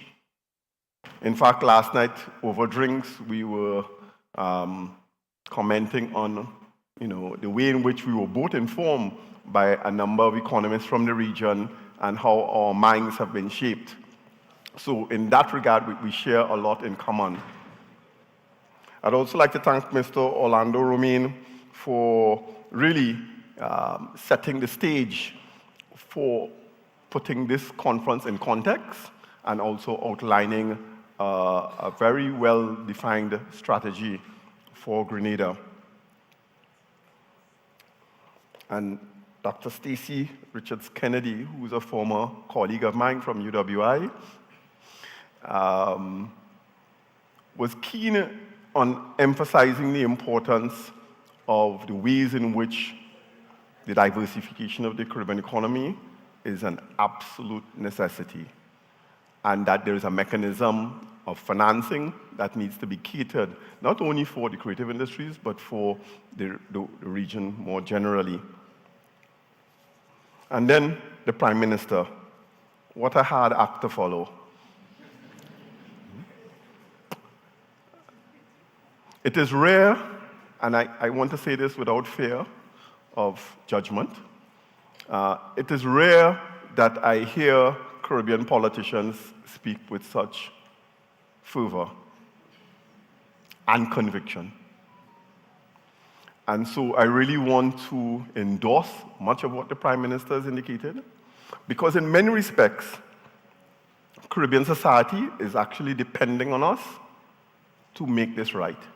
And so in his closing comments, when he talked about the importance of implementation, I nodded many times. Because if you look at the Caribbean experience, particularly in the last 20 to 30 years, our biggest challenge is that of implementation. In fact, I call it the implementation deficit disorder. Enough plans, and I've written a lot of them, lay on shelves or on hard drives, or in some instances can't be found anymore, except on my machine, with very detailed strategies for the creative sector. I see my good friend Alison Francis, who's a former colleague of mine as well. We've been talking about this stuff for at least 20 years. So I suppose that really dates me. In fact, I've been working on this stuff for close to 3 decades. When I first started, my colleagues at UWI thought I was crazy. And my recently friend from UWI, Justin Koo, who's speaking this evening, asked me last night, like, how did you get into this? And also he asked, well, why did you get into this? It's a very simple explanation. The creative sector is one of the areas where the Caribbean has both competitive advantage as well as comparative advantage. In many other sectors, because my PhD was on the manufacturing sector, it's very difficult for small economies to be very competitive in generic manufacturing. In fact, if you look at the data, much of what we can produce in Latin America and the Caribbean in the manufacturing sector can be outcompeted by China. In fact, it's estimated that 90% of what we produce in the manufacturing sector could be outcompeted by China and shipped here, landed at a cheaper cost. So, where do we go? What's the pathway? Where is the value added that we can contribute? And if you look at Latin America and the Caribbean, and the data specifically for the Caribbean, our share of global value added and global manufacturing value added have declined considerably in the last 3 decades. So the Caribbean is faced with a multiple set of crises. So last week, for example, I was talking about things like the just transition, loss and damage, funding. This week I'm talking about creative industries. They all have one thing in common, which is that we need to find mechanisms to advance sustainable development. The creative sector is critical to facilitate this process of sustainable development in 2 key areas. One, the creative economy is not a standalone economy. It flows into other aspects of our economy. It sharpens the competitiveness in tourism, in manufacturing, and you name it, by creating that value addition in creativity. And the second component of the sustainable dimension is that how are you going to sell sustainable development to the world and society if not through creative industries? Where's the message going to come from? The radio, the TV, the ads. It's all going to be produced by creatives. So there's no sustainable development agenda without creating a framework for the creative industries as a critical component. So in fact, in one of my most famous papers, I entitled Culture as the fourth and central pillar of sustainable development. Okay, enough said. I know that I'm following on the hard act of the Prime Minister, but I also know that I am just before lunch.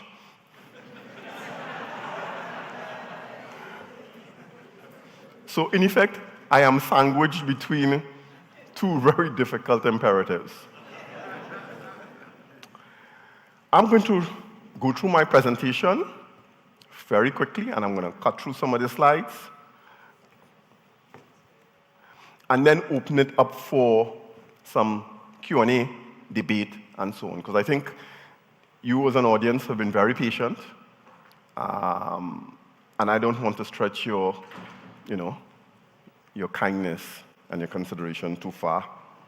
So I was asked to make a presentation on making a case for the creative industries in the Caribbean.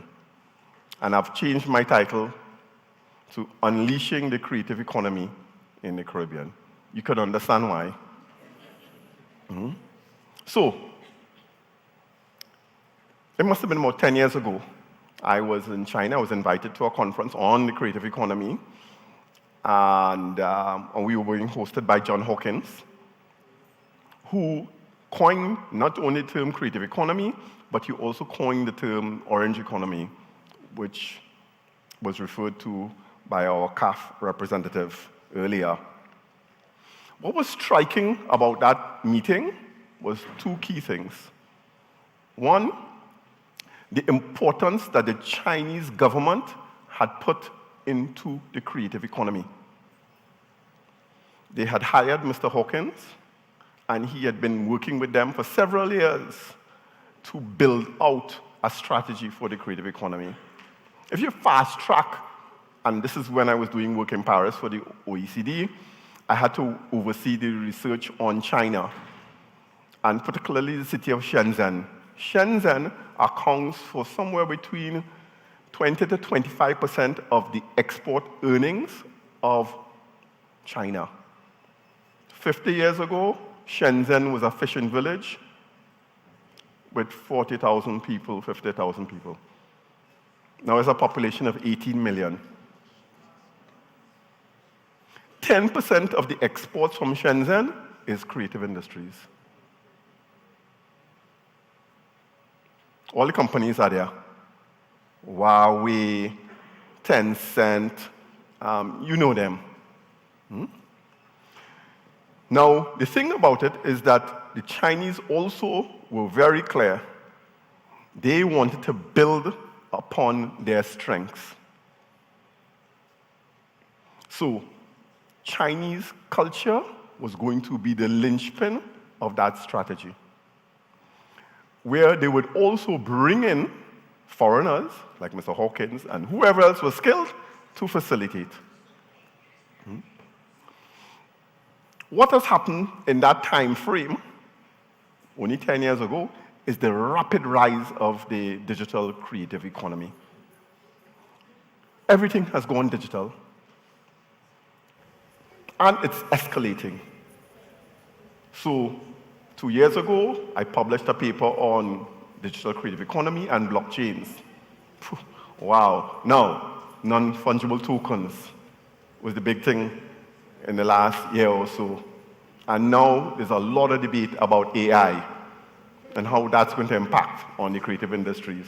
So, does it make any sense to be a visual artist? Well, I have a son who's going to go off to university to study visual arts, and I'm looking at my bank account and thinking, will this be a worthy investment? My bet is that, I hope my son is listening. Yeah, my bet is that he will be a great visual artist and create work of high levels of authenticity, and so that ChatGPT can't copy it.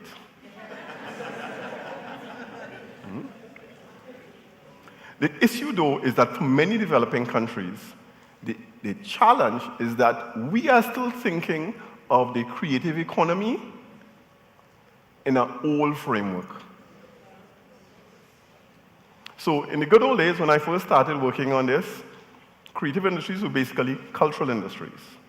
So the arts, plus some other additional areas like broadcasting, advertising, and so on. Well, John Hawkins says, well, it's that plus.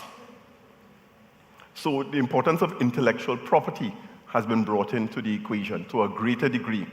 And it's really an important dimension of the sector. Fast track to the current context, what we have is a scenario where the creative economy is driven by digital assets and has become increasingly a fintech industry. So, whereas we were thinking, well, all we have to do is train some artists and we'll be all right, create some arts institutions, we'll be all right, the answer to that is no. That ship has already sailed. If you are not creating people to be digital entrepreneurs and people who know how to manage digital assets on fintech platforms, you are out of the game. And so, to quote one of my favorite authors and collaborators, Carlota Perez, she says that development is a moving target. So if you are in standstill, it means that you're fallen behind. So even when you think you're innovating and coming up with something new, what matters is where you are relative to where the rest of the world is. And in this regard, the Caribbean is pretty far behind. So last year, I made a presentation talking about TikTok. So TikTok is worth more than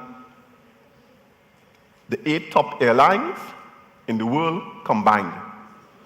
It's bigger than YouTube, several times bigger than YouTube, and it's several times bigger than Google. And all in the space of a few years. When I first started looking at TikTok, I was like, seeing my kids doing funny dances. I'm like, what's going on here? Huh? I couldn't believe it. Look at TikTok. TikTok has a valuation, this is from last year, 400 billion. It's probably exceeded that now. It's the largest company on planet Earth. Doing what? Distributing creative content, much of it user-generated.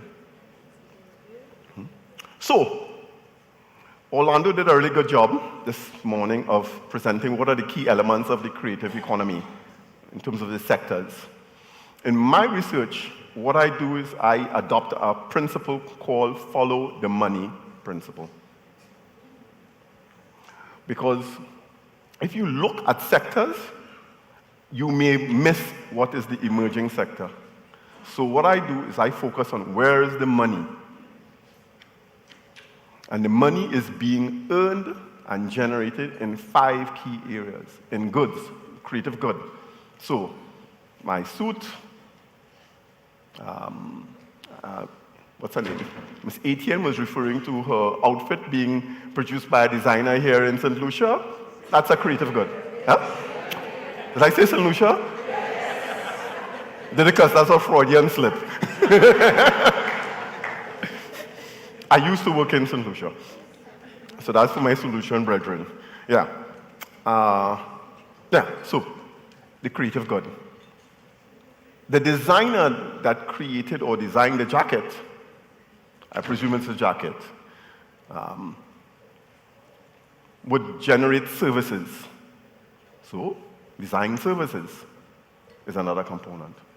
Now, if that designer is now producing on a scale and patents the work, the particular design cut, then that's intellectual property. And if you run a fashion festival where this particular jacket is featured, now it's part of the experience economy.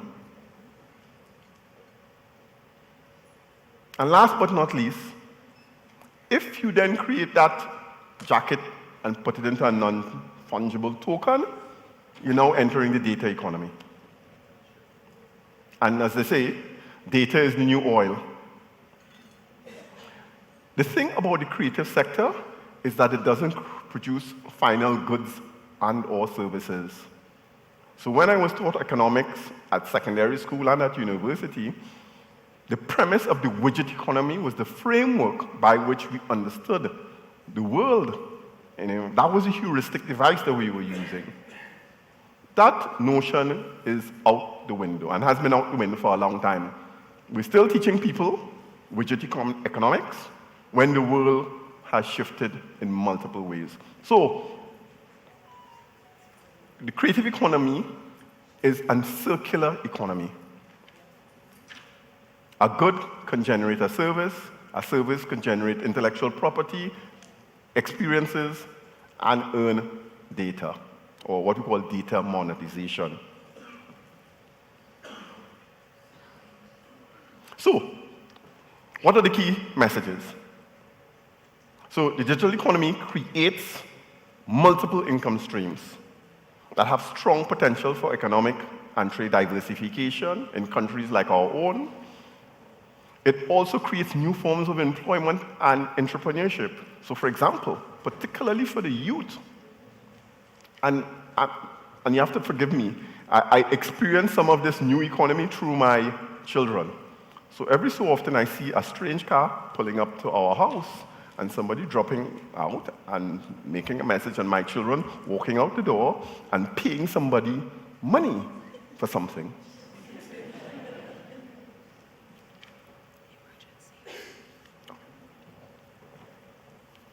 I've just been told that there's an emergency for two vehicles, PAV 763 and PAE 827. You should move your car very quickly. So you now have a whole cadre of young people who are producing stuff at home, have their stuff posted on Instagram, have delivery mechanisms, and collection mechanisms. And that's now called the creator economy, which is a subset of the creative economy. So we now have people doing all kinds of work. Gig economy work, if you want to call it that. Freelancing work, if you want to call it. But there's a whole new dynamic taking place in the economy that has nothing to do with the formal job economy as we used to conceive it. And young people understand this almost intuitively. So we need to find a mechanism to elevate this to the next level. So what I want to do in the next few slides is talk a bit more about that. Some of this was already mentioned by previous speakers. I'm not going to talk about all the successes we've had in the Caribbean. These successes are only good if we use them as a platform. If they are in the dustbin of history, they are very little use to us. So how are we using our past successes as a mechanism to go to the next level is what the issue is at hand. If you look at the data for the Caribbean and for wider Latin America and the Caribbean, our share of world exports of cultural and recreational services is not keeping pace with the global economy. The major earners in this sector are Europe and Asia. And the data for Asia, 70% of that is China. In fact, if you look at the data for China, China exports $55 billion worth of creative goods and only imports $5 billion. It's one of the sectors where China has the greatest trade surplus. Whereas in our economies, we import a lot of creative content, particularly goods, but also services and intellectual property. And in Latin America, we are lagging behind. Even though, if you ask anyone in the world, what are the top 10 artists? What are the top 10 genres of music, for example? Latin America and the Caribbean will show up in prominence in those top 10. But that does not translate into earnings in the creative economy. So for example, I did a study on Mauritius. And in the data, Mauritius was exporting tons of books. So I went to the Ministry of Culture and I said, well, who are these Mauritian authors that are doing so well? And they said, no, we don't have any successful international authors. We have a book publishing industry. But it's basically a manufacturing sector. And we are manufacturing the books mostly for Africa. My last trip to Mauritius was very interesting. The Minister for Trade was making a presentation. And he said something that I will never forget. He said, we are no longer in the clothing and textile industry. We are moving into the fashion industry. I was like, wow. So Mauritius exports a lot of textiles and clothing, and they've come to realize that that has low value added. And that they were pivoting towards a higher value added sector based on the fashion industry, where you earn from design services, you earn from intellectual property, you can generate fashion festivals, and so be part of the experience economy, and potentially earn data. Now, if you look at the information that we have about the contribution of this sector to the Caribbean economy, it's not insubstantial. The best analysis that we have that gives the most concise and consistent data is the World Intellectual Property Organization's analysis of the copyright sector. So for example, in the United States, the copyright sector accounts for 11% of GDP. That's bigger than the manufacturing sector. That's bigger than the arms sector. It's bigger than the pharmaceutical sector in the United States. And in our economies, it ranges somewhere between, in a place like St. Lucia, close to 7% of GDP, to 2 to 3% of GDP in countries like Dominica. So Grenada is somewhere in the middle. This is quite significant. And what it means is it includes broadcasting. So how many radio stations do you have? Television stations, newspapers. But it also includes the work of our cultural entrepreneurs or creative entrepreneurs. And that we are not capturing well enough. So if you look at the data we have for the Caribbean, much of it is not a pretty sight. So the data on creative goods exports for 5 countries, this is from a few years ago, but it hasn't changed much. In fact, our exports, particularly to Europe, declined considerably after we signed the Economic Partnership Agreement with Europe. Why? Because it coincided with the global economic downturn, but it also coincided with another phenomenon, which is the digitization of creative content. So that from 2007, 2008, the dematerialization of creative content moved at a rapid speed. This is reflected in how, for example, data is collected on the music industry.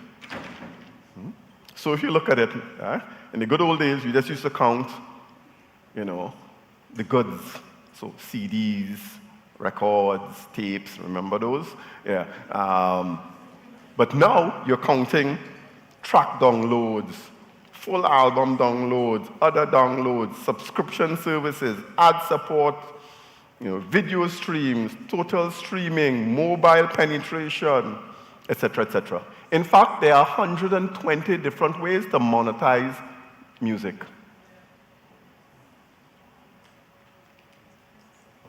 One of them is collections, what we call royalty collections. And again, what you see is that Latin America and the Caribbean only accounts for 5%, whereas Asia Pacific is 15%, North America 23%, Europe is 56%. The reason why Europe shows up so high is because, and this is, if you look at the royalty statement for any artist from the Caribbean that earns most of their royalty income in Europe, European copyright societies value copyright at a higher rate than in the United States, almost twice to 3 times as high.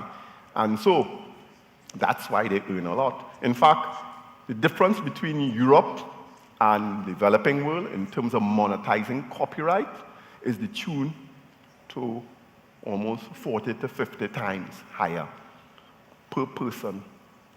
So each person in Europe is consuming and paying for copyright at a rate of 40 to 50 times higher than in the developing world. So it means there's a lot of room for us to raise the value of our copyright. And this is just data showing the impact of COVID, which I won't go into. Except to say, what is one of the key lessons we've learned from COVID is that the digital economy is here to stay. Not only that it is here to stay, it is going to be the main mechanism by which we consume content, but also the main means by which we will be educating our children. So the creative economy is now clashing or becoming fully absorbed into the education economy. Trinidad and Tobago, where I'm from, has one of the festivals in the world that generates the highest return on investment. And if you noted, the Prime Minister, when he was concluding his statements, talked about the return on investment, that he's not going to be talking to people about handouts. If that is the case, then you need to generate the data to make the case and say, Mr. Prime Minister, for this investment, this is our expected return on investment. Without that, it will be very difficult. And trust me, I've sat across the table from many a prime minister in the Caribbean. But it's the way you measure that matters. So for example, Bob Marley and Bob Marley's catalog makes him one of the richest dead men. I know that sounds almost like an oxymoron. But Forbes magazine annually calculates the earnings of dead artists. And Bob Marley is always in the top 10. Why? I mean, from t-shirts to mugs to shoes, they've been merchandising Bob Marley's image, but it's also his back catalog of music. It generates significant earnings every year to the tune of almost $30 million. And in fact, the estate of Bob Marley is worth in hundreds of millions. Grenada now, Spice Mass. I actually did an economic impact assessment of Grenada's Spice Mass back in 2011.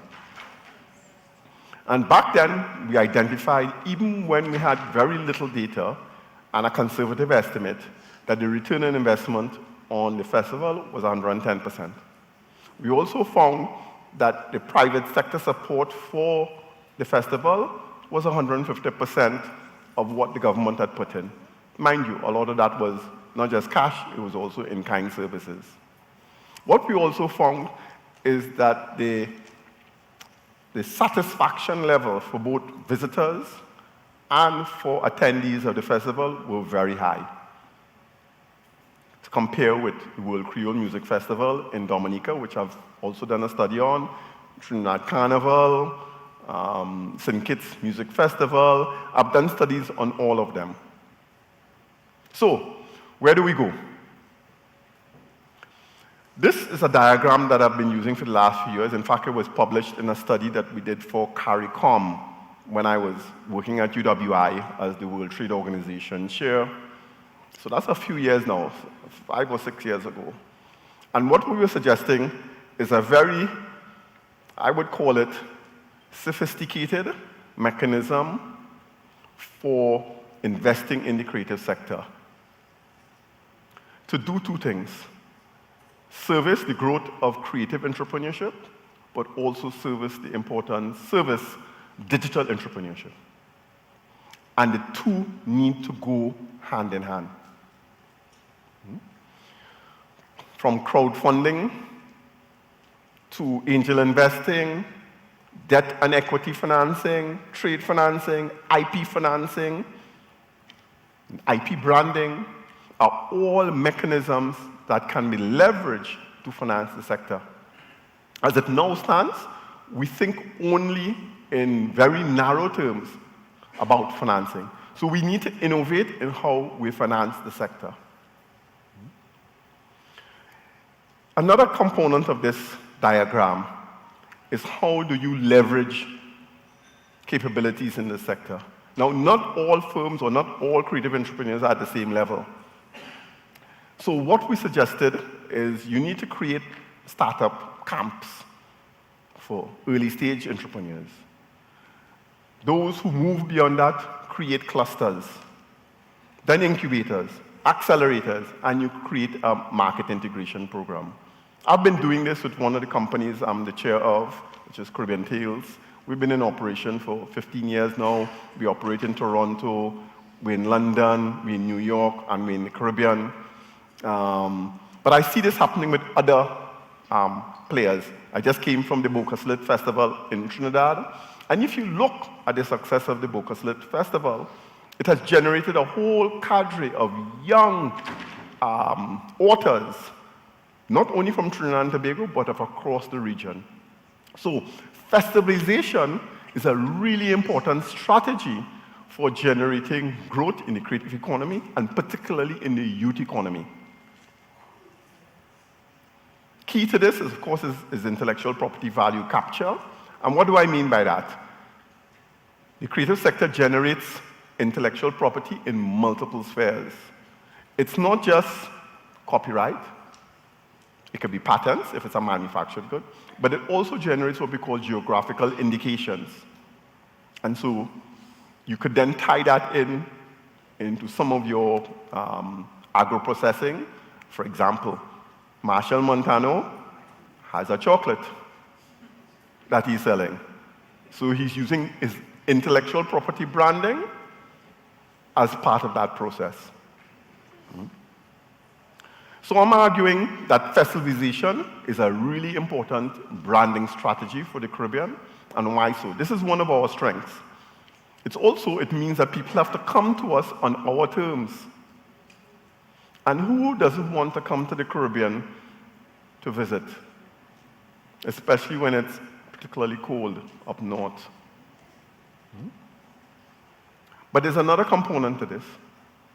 Not just our carnivals and our jazz festivals and music festivals. You also want to bring people for very specialized sectors. So for example, if you go to Cuba, the Havana Biennale attracts 3,000 to 5,000 people. But these are the 3,000 to 5,000 most important people in the visual arts sector. Why do you think Cuba exports so much visual arts? It's not just that their artists are good, it's that there is a meeting place that all of the world's best and most influential people come to every year. And that's in Havana. Diaspora is something that the Prime Minister mentioned. It's a really important strategy for the region.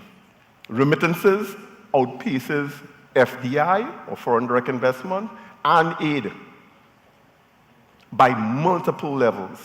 Why aren't we tying in our strategy to the diaspora to a greater degree? And last but not least, I'm an educator. So you know my last point has to be about education. So please forgive me. But we can't just be doing training for training's sake. We've been doing that ad nauseum for a long time with declining return on investment. So, at my college, which is the College for Science, Technology, and Applied Arts, we are pivoting. So we have our mainstay. We have 6 schools now. We've just introduced a school for the environment, circular economy, and sustainability. but we have created 6 upskilling academies, one of which is targeted at the creative sector, where we will be doing training, skills-based training, competency-based training, linked to an incubator where you get business coaching and facilitation, linked to an accelerator where there's seed financing. So now, people who come into the academy, the upskilling academy, are coming there not to get certified, but to explore the opportunities of their chosen sector.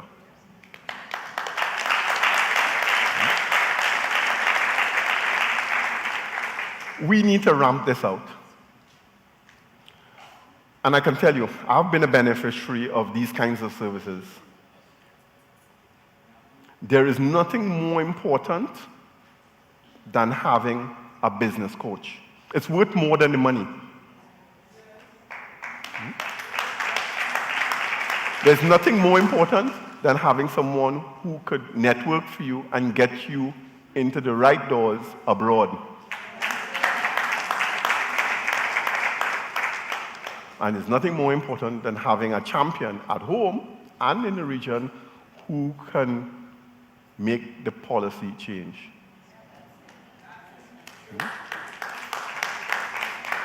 This is what we need to do. And so when the Prime Minister talks about having an agenda for transformation that goes beyond the boundaries of Grenada, I almost said St. Lucia there for a moment, that goes beyond the boundaries of Grenada, we need to pick him up on it. Because none of our economies and societies are big enough to do this alone. There needs to be a regionalization strategy that is at the core.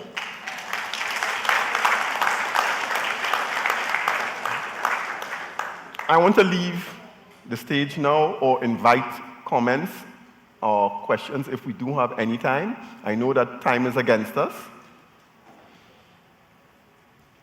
But I just wanted to conclude on that point, which is that the implementation agenda and reversing the implementation deficit disorder can only happen if we regionalize. Yes. So that's why my good friend, Dr. Didjicus Jules, and I, we've been talking about this ad nauseum. And the work that he's been doing at the OECS Secretariat is on this premise.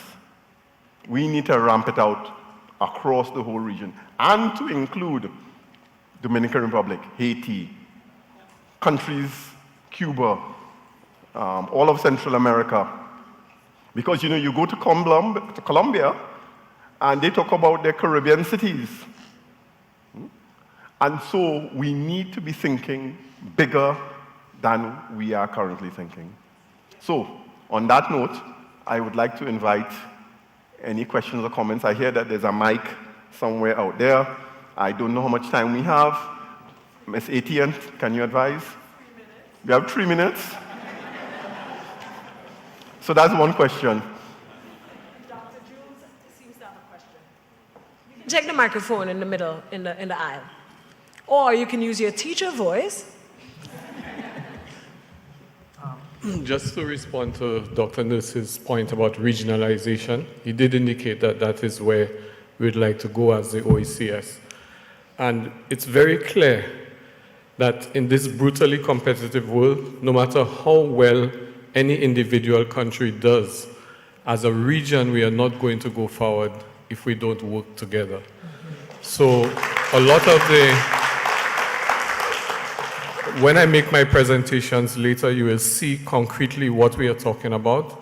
But there's a huge opportunity for us with that partnership with Africa that 5 of the OECS member states signed about 6 months ago in Barbados. And when we look at the opportunities in Africa, we are nothing compared to, even within CARICOM, we have to struggle to be heard and to make progress. And if we put ourselves in the context of Africa with the billions of people, we are microbes. So the idea of each going alone is untenable. However, there are huge opportunities, and I'll just give you one sneak fact. Rihanna, the Barbadian artist, is worth 1.9 billion US dollars.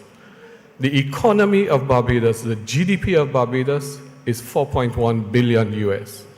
If Rihanna were a currency, 3.5 Iriris equals the economy of Barbados.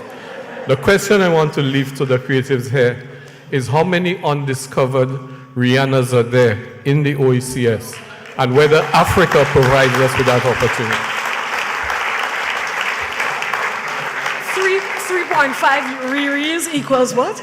How much in EC? Listen. Question from Eugene Gittins. Go ahead. Dr. Norris, I want to piggyback on the African question. I noticed in your slides you had the collection rates from royalties, I don't know if it's current or if it's a little backdated, as only 1%. And that was, especially with the rise of African music everywhere, you know, Afrobeat and everything. I'm a bit, that's a little bit confusing to me. If you could just explain that. The question you must be asking is, which copyright society are these African artists registered with? So, you know, this is why there's a distinction between what you hear on the airwaves and what translates into economic flows.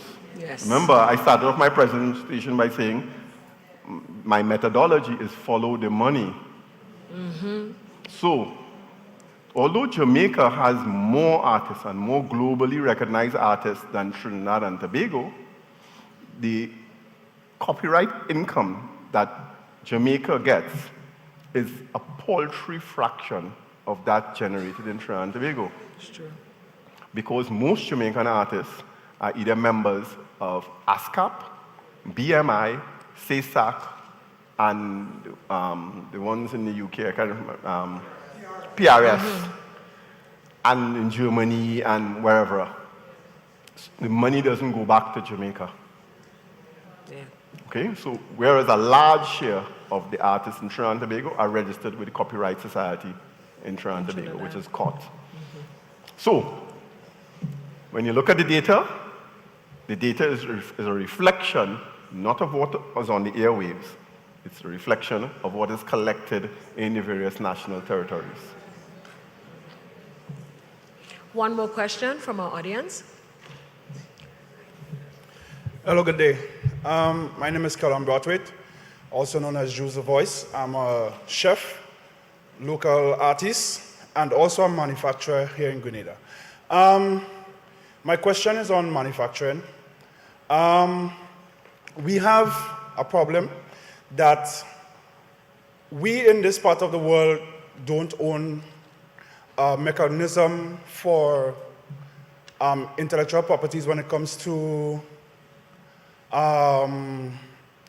patenting, right? I went to the intellectual properties office some years ago asking for patents and where can I get it? And I was told that I have to either go to a European country or North America or Canada. Do you think it is feasible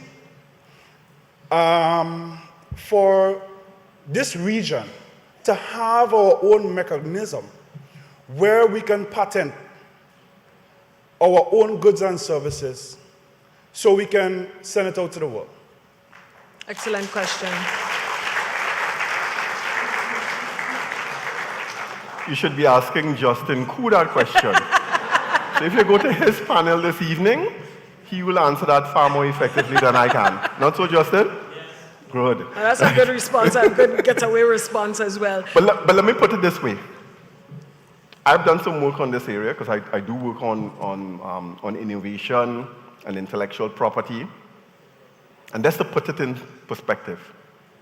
I did a study looking at all Caribbean countries, including the non-independent territories, from 1948 to 2016. And I calculated how much patents were registered by all Caribbean countries in this period. It is equivalent to as many patents that are registered in Singapore in 1 year. And Singapore is a small economy of 5 million people. But Singapore used to be like us. They are no longer like us. They invest in research and development. And they are now some of the global leaders with a small population compared to big countries. So it's not a function of size. It's a function of strategic intent. And just to bear with me. Go ahead. For 1 minute. 15 years ago, I had the good fortune of sitting in a workshop in Austria. You know that movie, Sound of Music? You know that castle in Sound of Music? We had a workshop in that building, and I actually was sleeping in that building for a whole week. I can't yodel or whatever you call that kind of thing. But anyway, I digress. The deputy director for the biotechnology program in Singapore was sitting next to me for a whole week. And I'll never forget what he said. He said, back then, we didn't know anything about biotech, except that it was going to be big in the future. And every year, they invested so that 30 people could go away and do PhDs in biotech. You know how many biotech scientists Singapore has? Do you know how much patents they're generating in biotech now? You know how much income they're generating from biotech? We send 30 people away every year from our small economies, and even more, to do what? But there's no strategy. So they come back home, they can't find work. Right? They bonded. No strategic intent. That is the problem. It is not money. Problem is not money. And you could quote me on that. Yeah, the problem is not money.